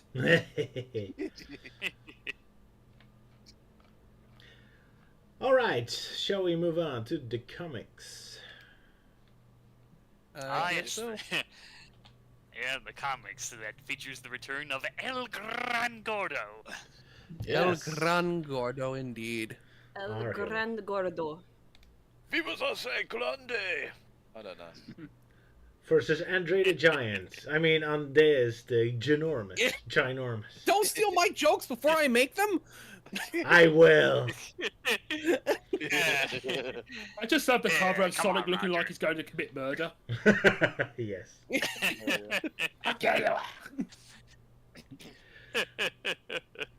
Yeah, when he sees two Robotniks, he just completely snaps. Yeah. Yeah. Either that or it's like, that's my joke, I'll kill you! There you go. Yeah, that Sala can do it to me. Yeah. Pretty much. Yeah. Yeah. Sala strangling Roger. I Maybe didn't that's even for get the revenge chance to for make the Roger. joke yet. Yeah. Sala strangling Roger. Probably his revenge for when Roger was strangling me in that video. There we go. Sure, yeah. Yeah, you know, with the whole Mario movie review bit. Yeah. And it make Oh, yeah? Yeah, Milty. Yeah. You left out the best part. Yeah.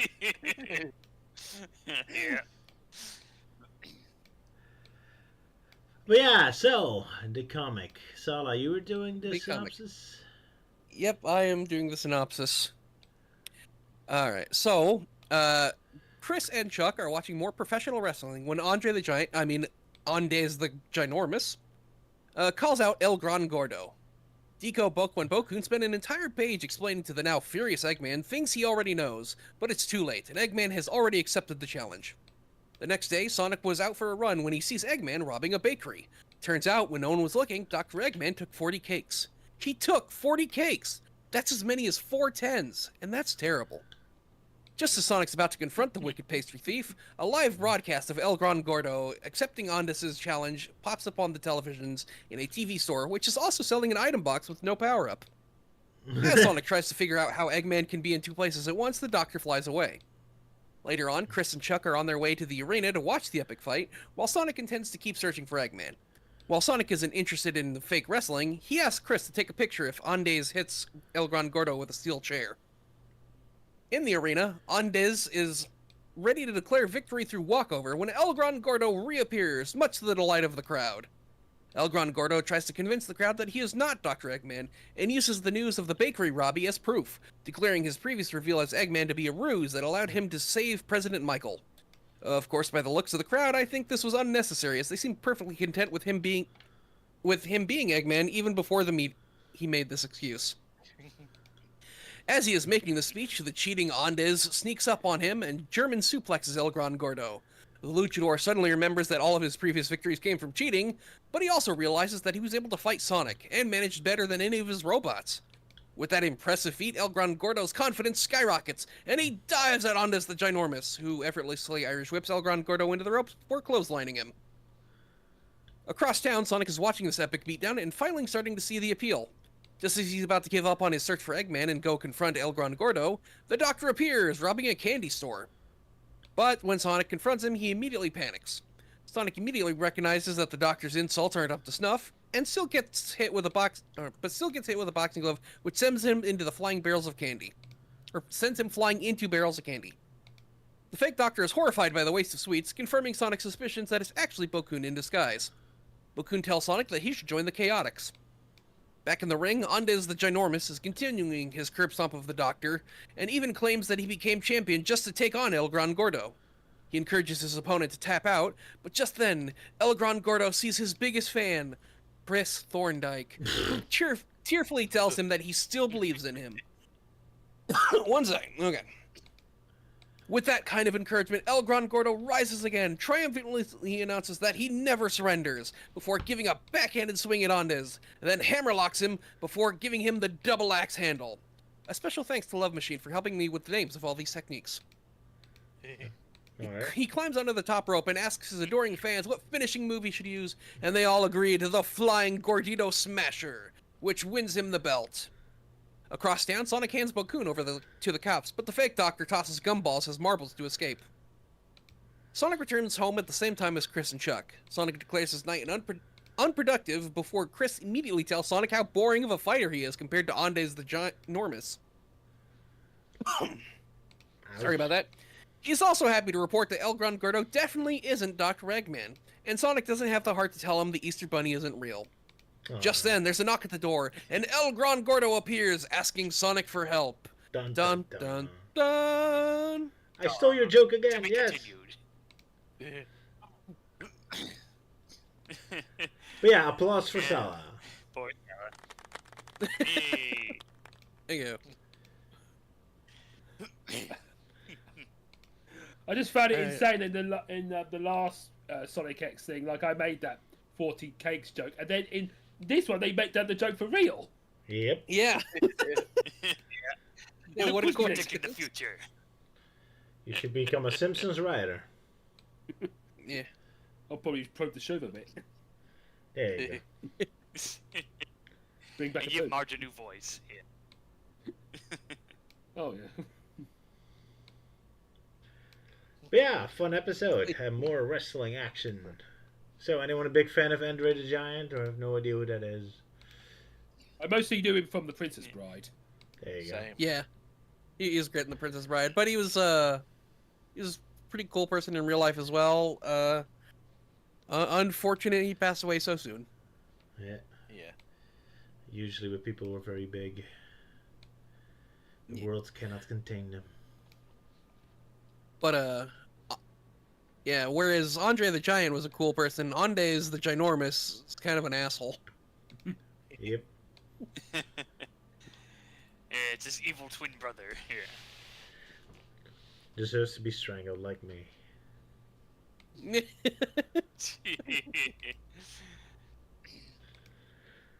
Crappy drawing.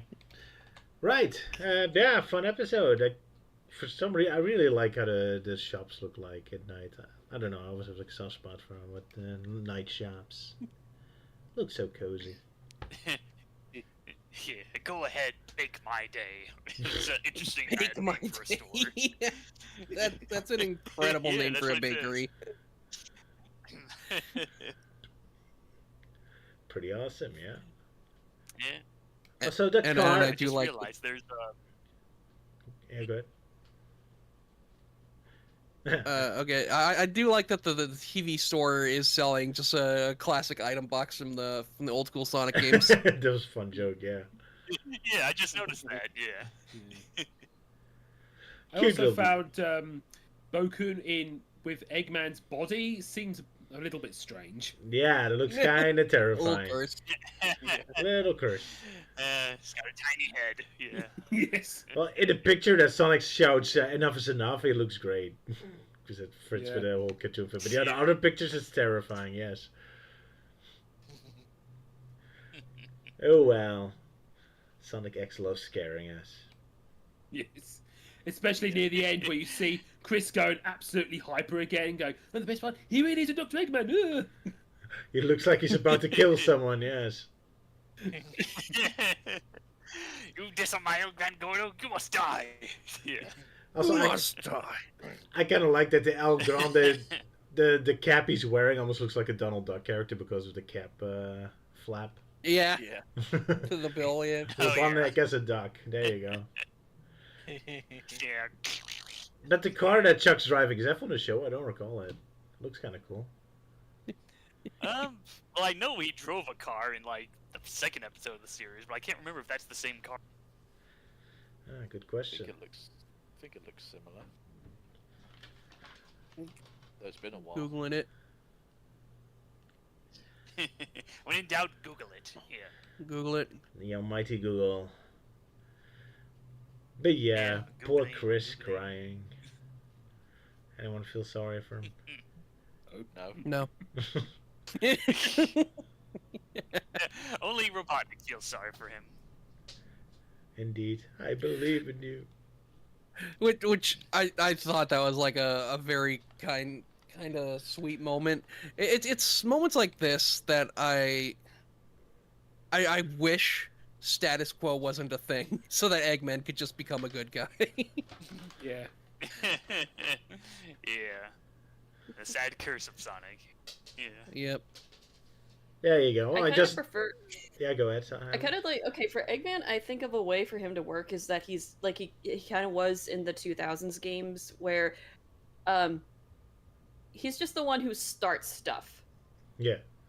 You know, Yeah. it's like he's because Yeah. you'll notice in like in Adventure 1, Adventure 2, in Heroes, in Next Gen, he's never the final boss. He's only the final boss in Sonic Story, or like in the before the final story. Mhm. But Yeah.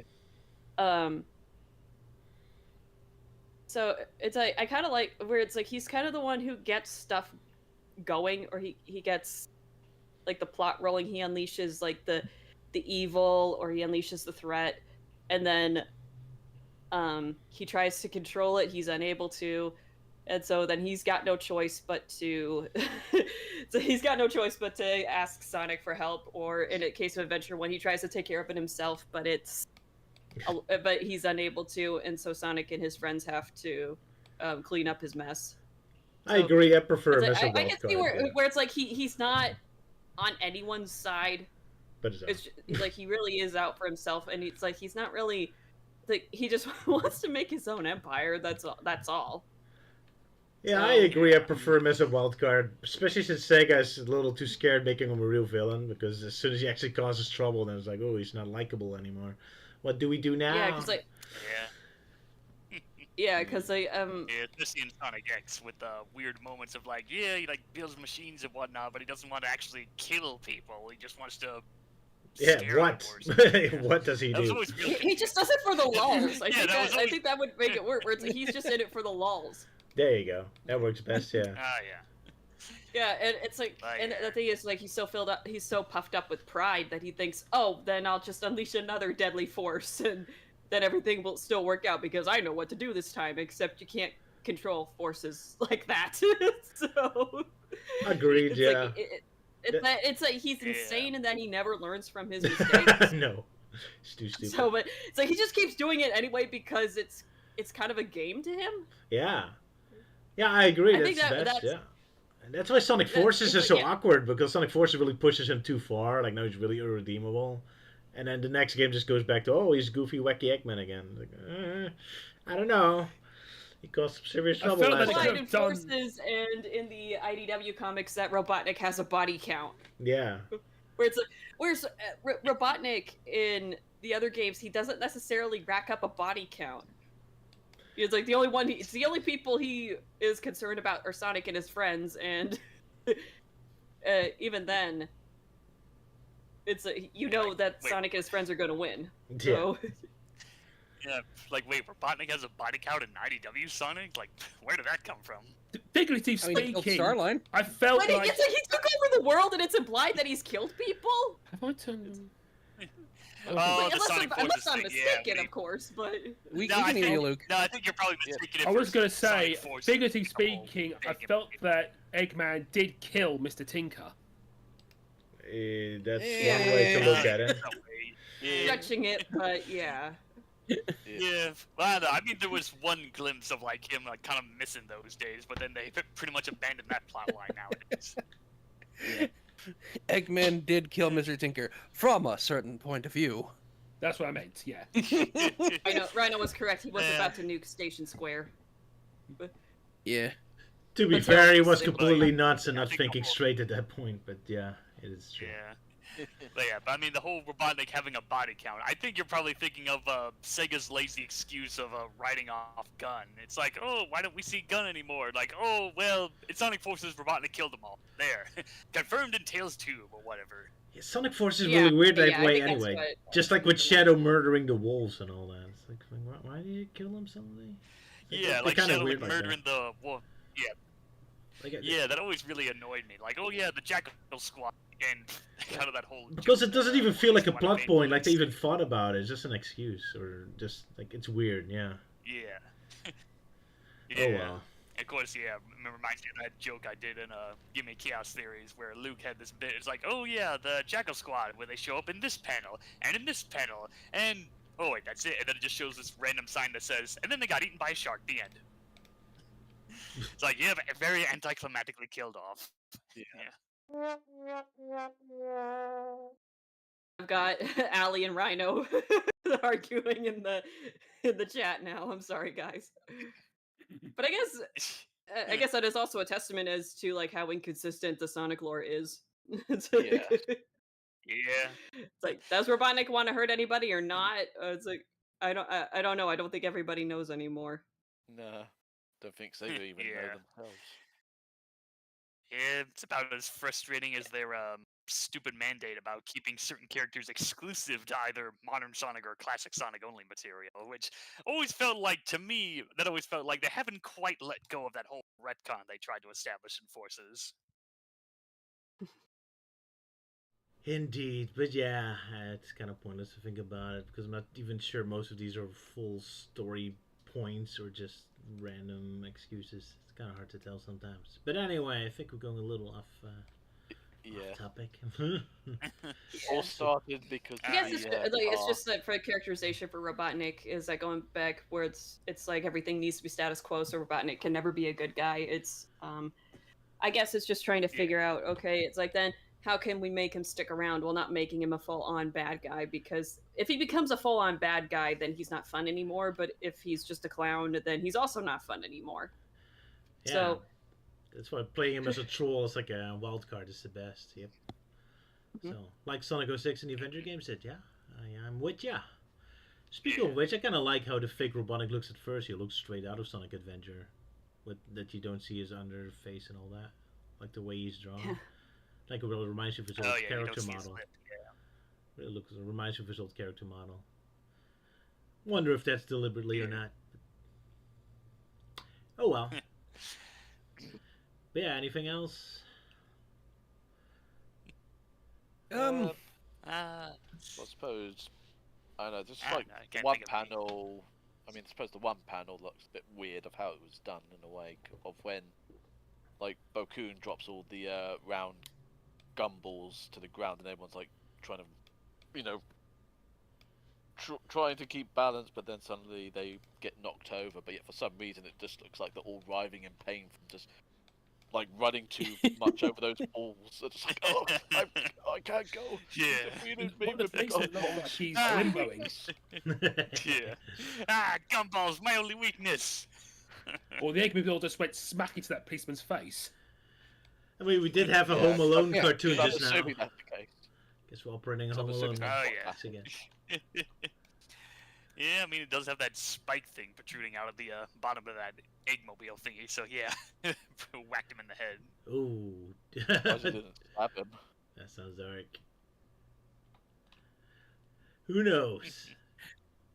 But yeah, it looks fun. Yeah, Sylvia wanted to say that I guess the Diamond Cutters were killed by Dr. Eggman, kind of. So, but yeah, we're changed subjects. I don't know if you can see it, but I like the fan art section, which has two images of Sonic in the exact same pose, but one of them has really thin arms and legs.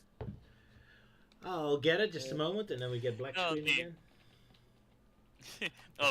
Fan art segment in the Sonic X comic. Yes. They got the Sonic Gram. Well, the scans that I have, they don't have the Sonic Gram segment. Yeah, I do have them in my version. Just a moment, I'll get them up. Just wait until the screen turns black. I miss when we talk about old fan art from kids and Sonic comics. Yeah. You have to make fun of kids more. Yes. I mean, the last time we because complete way. but we just have Yeah, nothing to I say mean, about yeah, I it. mean Sonic X. Yeah, like the Sonic X comics. Yeah, they did kind of have sonograms, but they didn't do that until like much later into the series. Yeah. All right. Well, it should be So on yeah, the screen. sonograms. But yeah, one looking Tracy. Okay, yep, now I see very, it. Like, Yeah, very lanky. yep, I one's suppose, straight and but, one's skinny. Yeah. You know, it's like malnourished. Or basically how I used to draw. Just more Sonic stylish. It's just more stylish. Yeah. They can still draw better But than yeah, I it was did at kind the of time. neat. You know. And done with coloring pencils, so it's Oh, yeah, it's- time consuming. Going with that one on the right. Oh yeah, it was kind of neat seeing sonogram was being incorporated into the Sonic X comics. Like, yeah, we got our own X themed stuff. Although weirdly enough, they never did any Sonic X themed off panels, which is strange because like they did for the main series Sonic Universe, even the short-lived Sonic Boom comics, but not Sonic X for some reason. Hmm. Yeah, weird. Not allowed or Yeah. something? I don't know. Even though it's Yeah, but already... I don't know. Maybe they just couldn't think. I don't know. I kind of feel like if they did do off panels, I have a feeling like, you know, the mindset of the 2000s, then all the off panels would just be a series of everybody hates Chris, where the kid just keeps getting beaten up or something. Ooh, poor Chris. But I don't know. Maybe they just didn't want to be overworked with while doing the main series at the same time, or maybe it was a Sega thing. I don't know. Although with Sonic X it would fit the most since it already breaks the fourth wall so many times. Oh well. Ah, yeah. But yeah, so good job, kids, getting in the magazine. You're eternalized, just so Melting Man can make fun of Yeah. you. The greatest honor of them all. And thus, Yeah. liberal British people. And one of these days, I'll do a standalone video where I showcase all of the fan art that was submitted into the Archie Sonic comics. But that's a big project for much, much later in life. Oof, this is gonna be a long video, yeah. Yeah. But the way you Yeah, described it's like, no, first I'll do the off.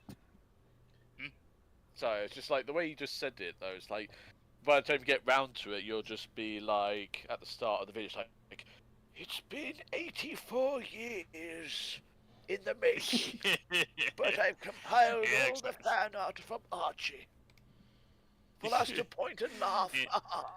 Anyways, yeah. And then die of a heart attack. Yeah.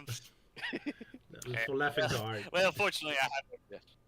Yeah, well, fortunately, I have a reliable source that has like that scans through every page. Because like some sources, like Grabber Zone, like the one that I'm using, yeah, they didn't feature any of the Sonic Gram segments, at least for the Sonic X comics. They can be pretty inconsistent, but yeah.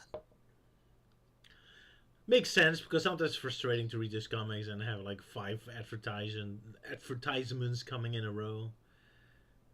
It's like it really breaks the pace.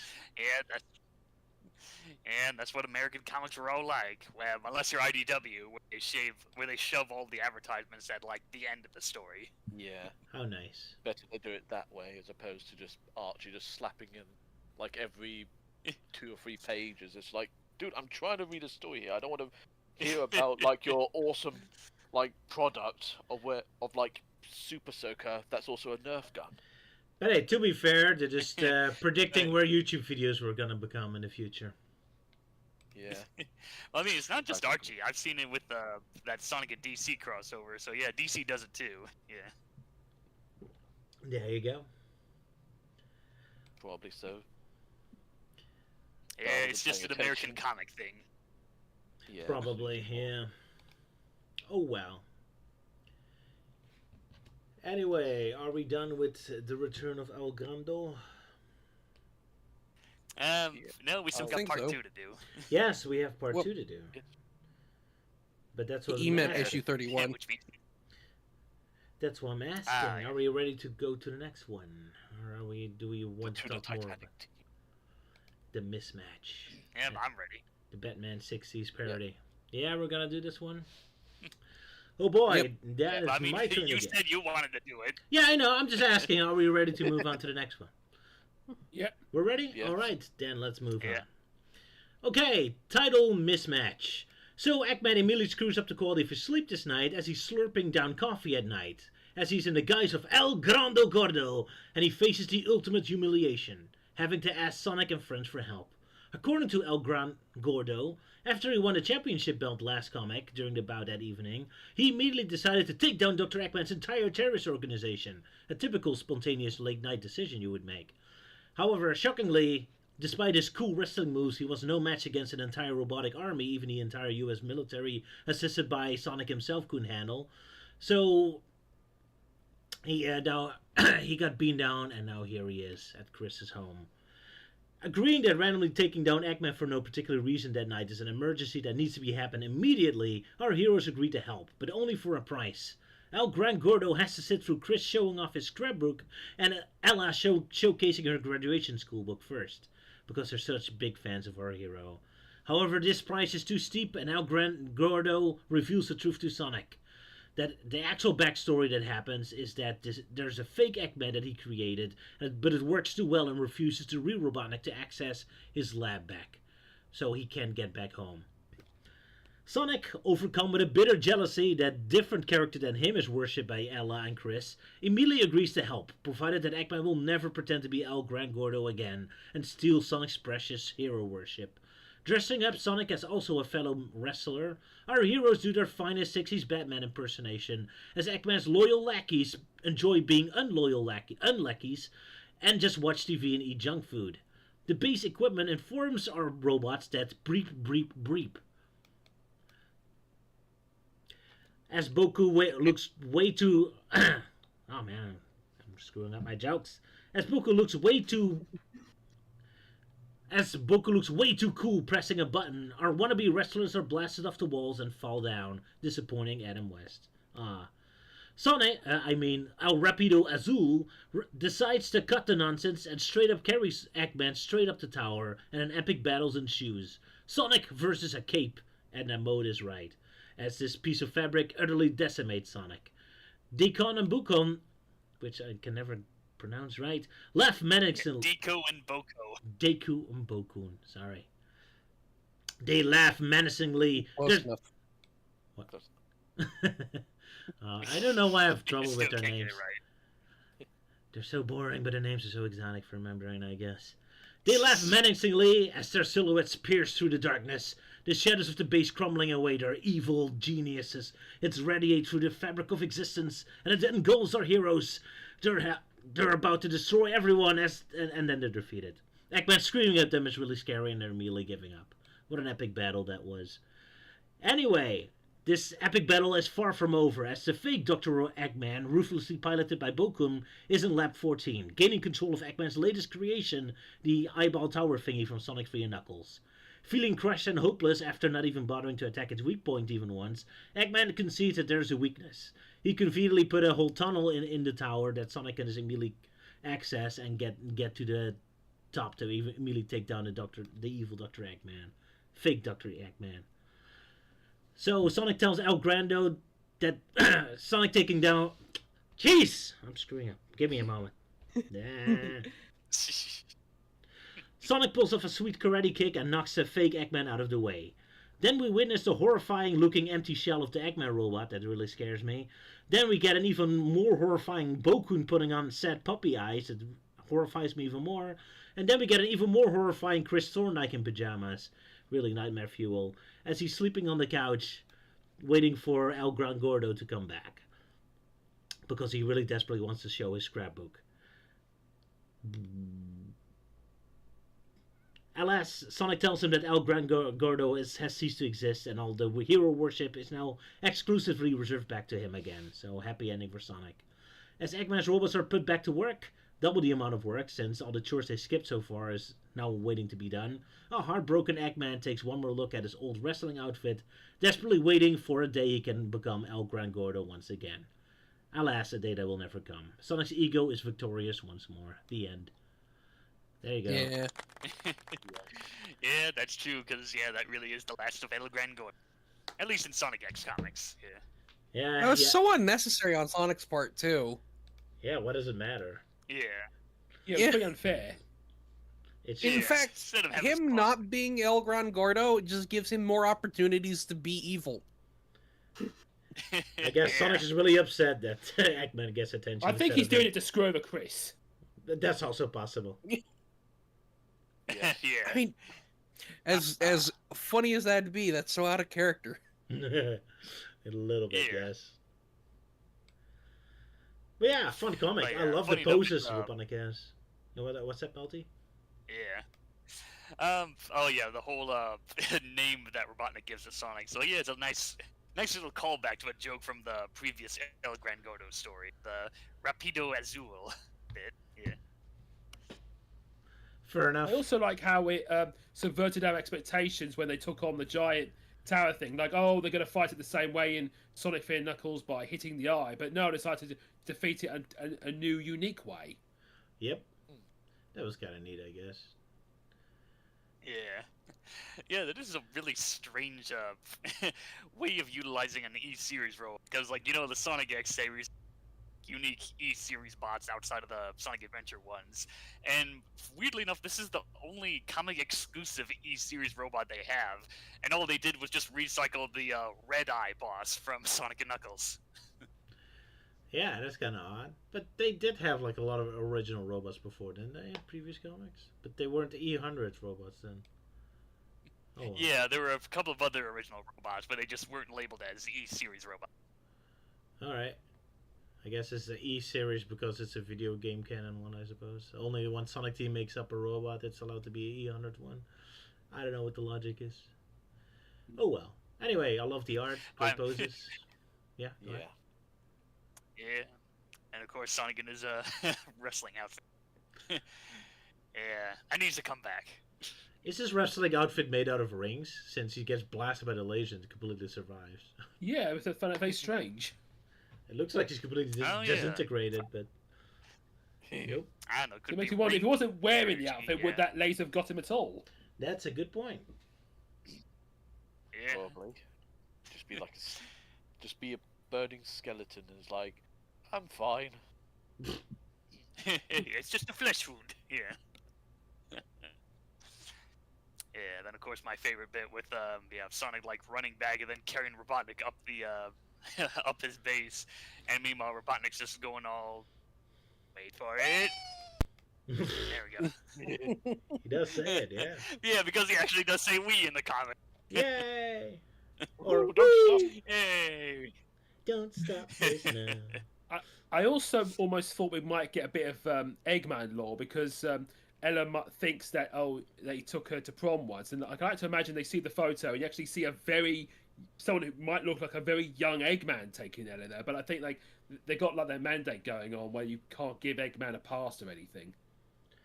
Would have been interesting to think because it is kind of confusing where Robotnik comes from if he was on Earth or not. Yeah, like what if he actually did? Well, they did both go to school together. Yeah. I mean, at least in Sonic X, they did confirm, like, near the start of their Sonic Adventure 2 adaptation, where Robotnik realizes, like, oh god, I'm originally from this planet, when, digging through Gerald's diary. So, it could be possible that he met Ella.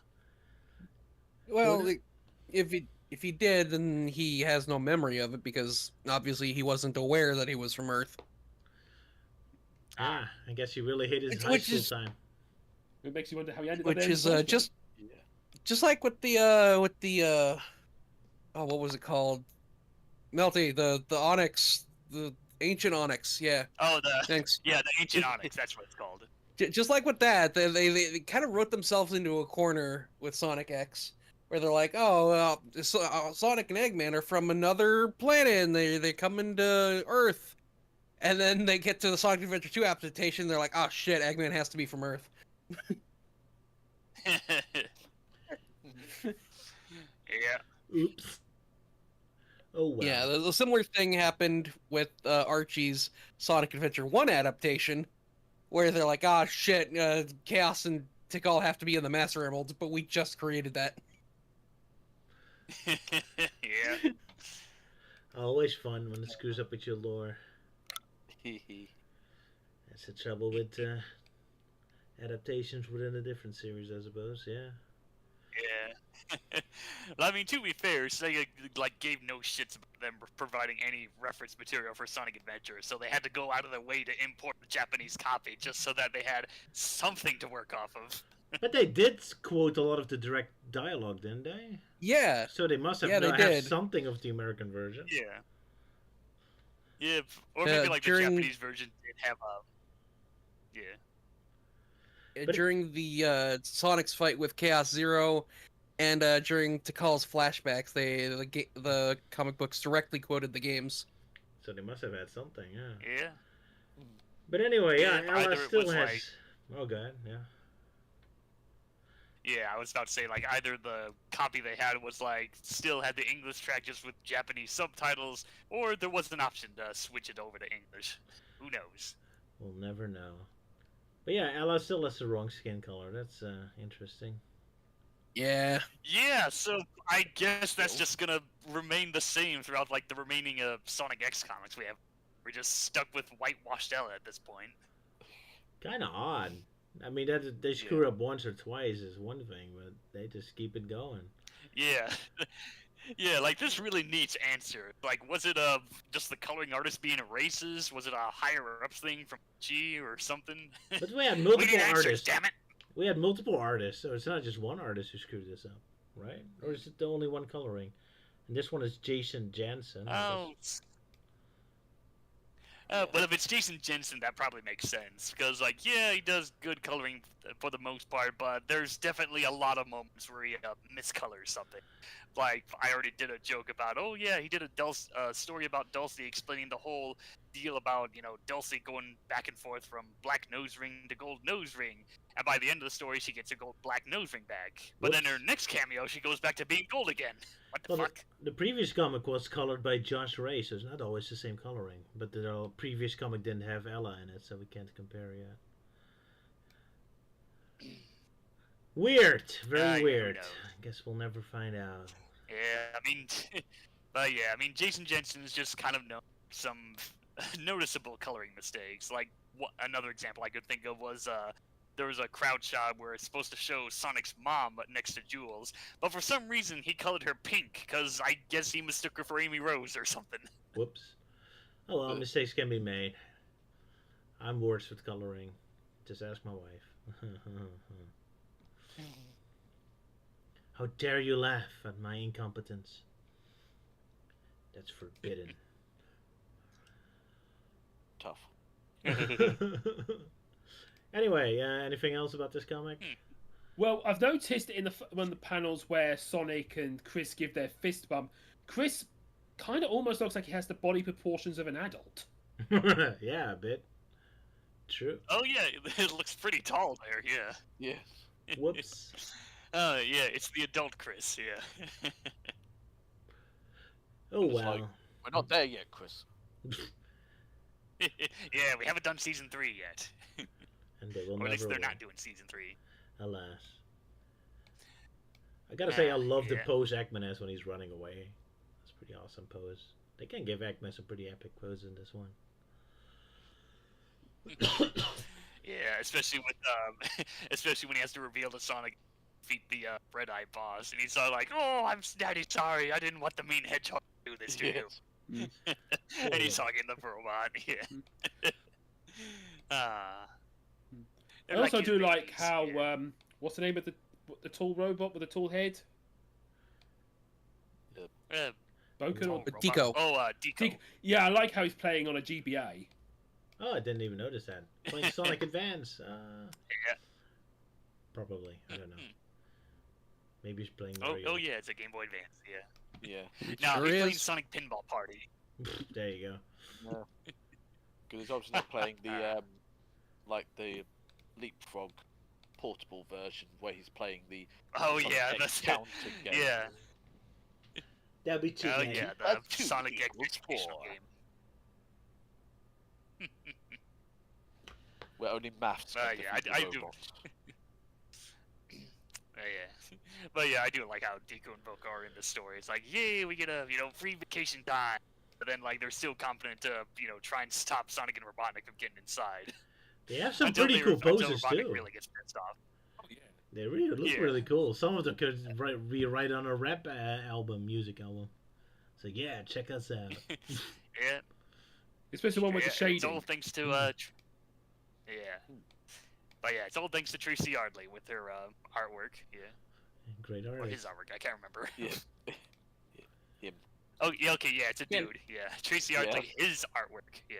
I think you I guess I think you was got him mixed up with Evan Stanley. Yeah, that's what happened. Yeah. Very confusing with those names. Yeah. Oh well. Anyway, I feel my brain is fried, so maybe we should slowly work towards an end. Yeah, fair enough. I think we should. The only thing I've left to comment is, like, after Robotnik tells his fabled story, and then everyone leaves, and Sonic's all like, "Okay, Eggman, what really happened?" You know. Yeah. Yeah. For some reason, I just find that amusing. Yeah, what? Come on, what's the real story? Yeah. I don't want to say. How embarrassing. I do kind of like the implication that he walked all the way from the fight all the way to home. Like, how far is his base from the city? That's quite a walk. Poor guy must have had quite the Yeah. exercise that night. Yeah. Oh well. Anyway, Elise, do you have anything to... are you working on any projects besides your writing competition? Well, now that I've got that done, I'm letting my book rest for a little bit. And then I really want to get to work on my fan projects. I miss those. Yeah, it gets Aw. increasingly harder to Yeah. work on your fun project when you get older, sadly. Yep. Yeah. Yeah. Indeed. But yeah, you were... Yeah. It's like either that or it's just a matter of I just need to concentrate and I need to focus. Yeah, energy is very important. But yeah, so you're joining a competition? You and joining a competition? You're competitors today. So Euan, what is your competition again? Your Batnik? It's not really a competition. It's a collab that's going on where basically it's just drawing all the badniks from Sonic 1, 2, 3, Knuckles, Mania, 3D Blast, Knuckles Chaotix. But you didn't pick Scratch and Grounder? How dare you? Well, they weren't on the list. Oh. Either that or the fact that, well, at least not their Adventures of style because they weren't in there. But unfortunately, I couldn't get any of the mainline ones because they were all taken. Because everyone wanted to draw the OGs and ignoring all the Yeah, of course. The weird goofy and ones. wacky ones from, the spin-off games. Oh well, they're more creative. I mean, look at TikTok. Yeah. It's literally a clock with a pendulum spike. Oh, that's Yeah. fine. And they don't want to go for that one? How dare they? Looks like it fits straight into a Knight's Yeah, game. how dare they? Yeah, it kind of does. Oh, yeah. But yeah, anything else? Anyone else has something to share? Sala, you had your Lego Booster Gold video finally out. Yeah, Lego Booster Gold. It came out a day later than it was supposed to, but it's finally out. I'm really proud of my work on it. Definitely go check it out. I'm really looking forward to seeing more. He's already confirmed that there will be more, and I will obviously get to be part of that as well, as I am Booster Gold's sidekick. Aren't you lucky? I am. Yeah. I'm like the wing. There we go. Luke, you were having any projects running around? At the moment. No, Not- he's no, back, not at the he's been on holiday, so naturally he's got to rest on this holiday. Yeah. Yeah. I bought myself some metal CDs, so I'm gonna kick back and listen to that. Ooh, nice. Which one? Yeah, Alright. I've got myself the latest album from Ailstorm, Encephalum, and Powerwolf. But no Irish music, no Lord of the Dance or something? Celtic metal? I think I've got like an old album based on like Celtic music, but I don't know really. Alrighty, fair enough. Everyone with different tastes. Of course, Melting Man recently finished the RC Sonic character files Tikal and Chaos. Yeah, finally had that project that me and Sal have had in the works for a long time, where we talk about the Archie Sonic versions of Tikal and Chaos, and then we also briefly mentioned some of the other versions, which Yeah, that was kind of the reason why I wanted to ask Sal to do the co-op, because yeah, when we did the stream of covering the corrupted Chow attacking the station square and whatnot, I think it was sick that day, so he missed out. And it's like, Yeah. oh, he would have really loved this story. So I figured this Yeah, episode and I would kind did. of be like his chance to like. Yeah, so I figured this co-op episode would be like his big chance to finally talk about his quick thoughts about that story. Yeah. I was not expecting Chaos to start acting like a Chow. He just starts saying Chow out loud. And, like, I wondered, like, what does his voice sound like? And Melody suggested, oh, he probably just sounds like a normal Chow, but with a voice filter. So I edited some clips of the actual Chow noises to sound like Inklings from Splatoon. Yeah, like, oh yeah, he's just gurgling the words chow. Yeah, chow, chow. I'm surprised you didn't actually do that whilst actually drinking a glass of water. Like literally. I suppose I could have, but I liked the idea of doing it more accurately. Just using actual Chow sounds. As opposed to trying to do it old school. Also, I just found out while browsing Twitter, Sonic Speed Simulator's newest update today, Tails, Cream, and Charmy can now fly. Oh wow, They that fly took now? long enough. They fly now. That is actually how they made the announcement too. If Rock says they fly now, they fly now. Or Star Wars, only know for the names now. Yeah, it took them long enough. Like, you think with them being in a game like that would be a no-brainer. Well, it was only like recently when characters started getting like any kind of unique abilities, and like they added Knuckles' ability to glide. The first one was like Supersonic could fly by boosting, and then they added Knuckles could glide. They added Ryder's characters can double jump for some reason. I don't know why specifically Ryder's characters. And yeah, now Tails, Cream, and Charmy can fly. Yeah. Oh yeah, to briefly answer Rhino's question of, oh yeah, the co-op episode, I wonder if this includes T-Chaos. Yes, there's a bit where we briefly mention T-Chaos, but we don't go too much into it, because, Light Mobius is a whole other can of worms. But we do bring it up. There you go.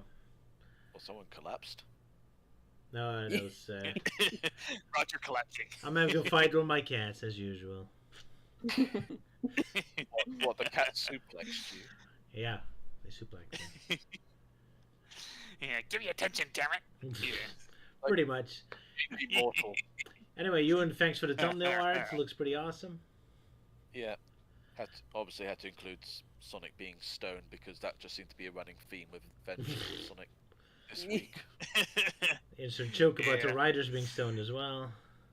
Yep, and yeah, with the next few Sonic X comics that we're covering, I can already tell Euan's gonna be one particular scene.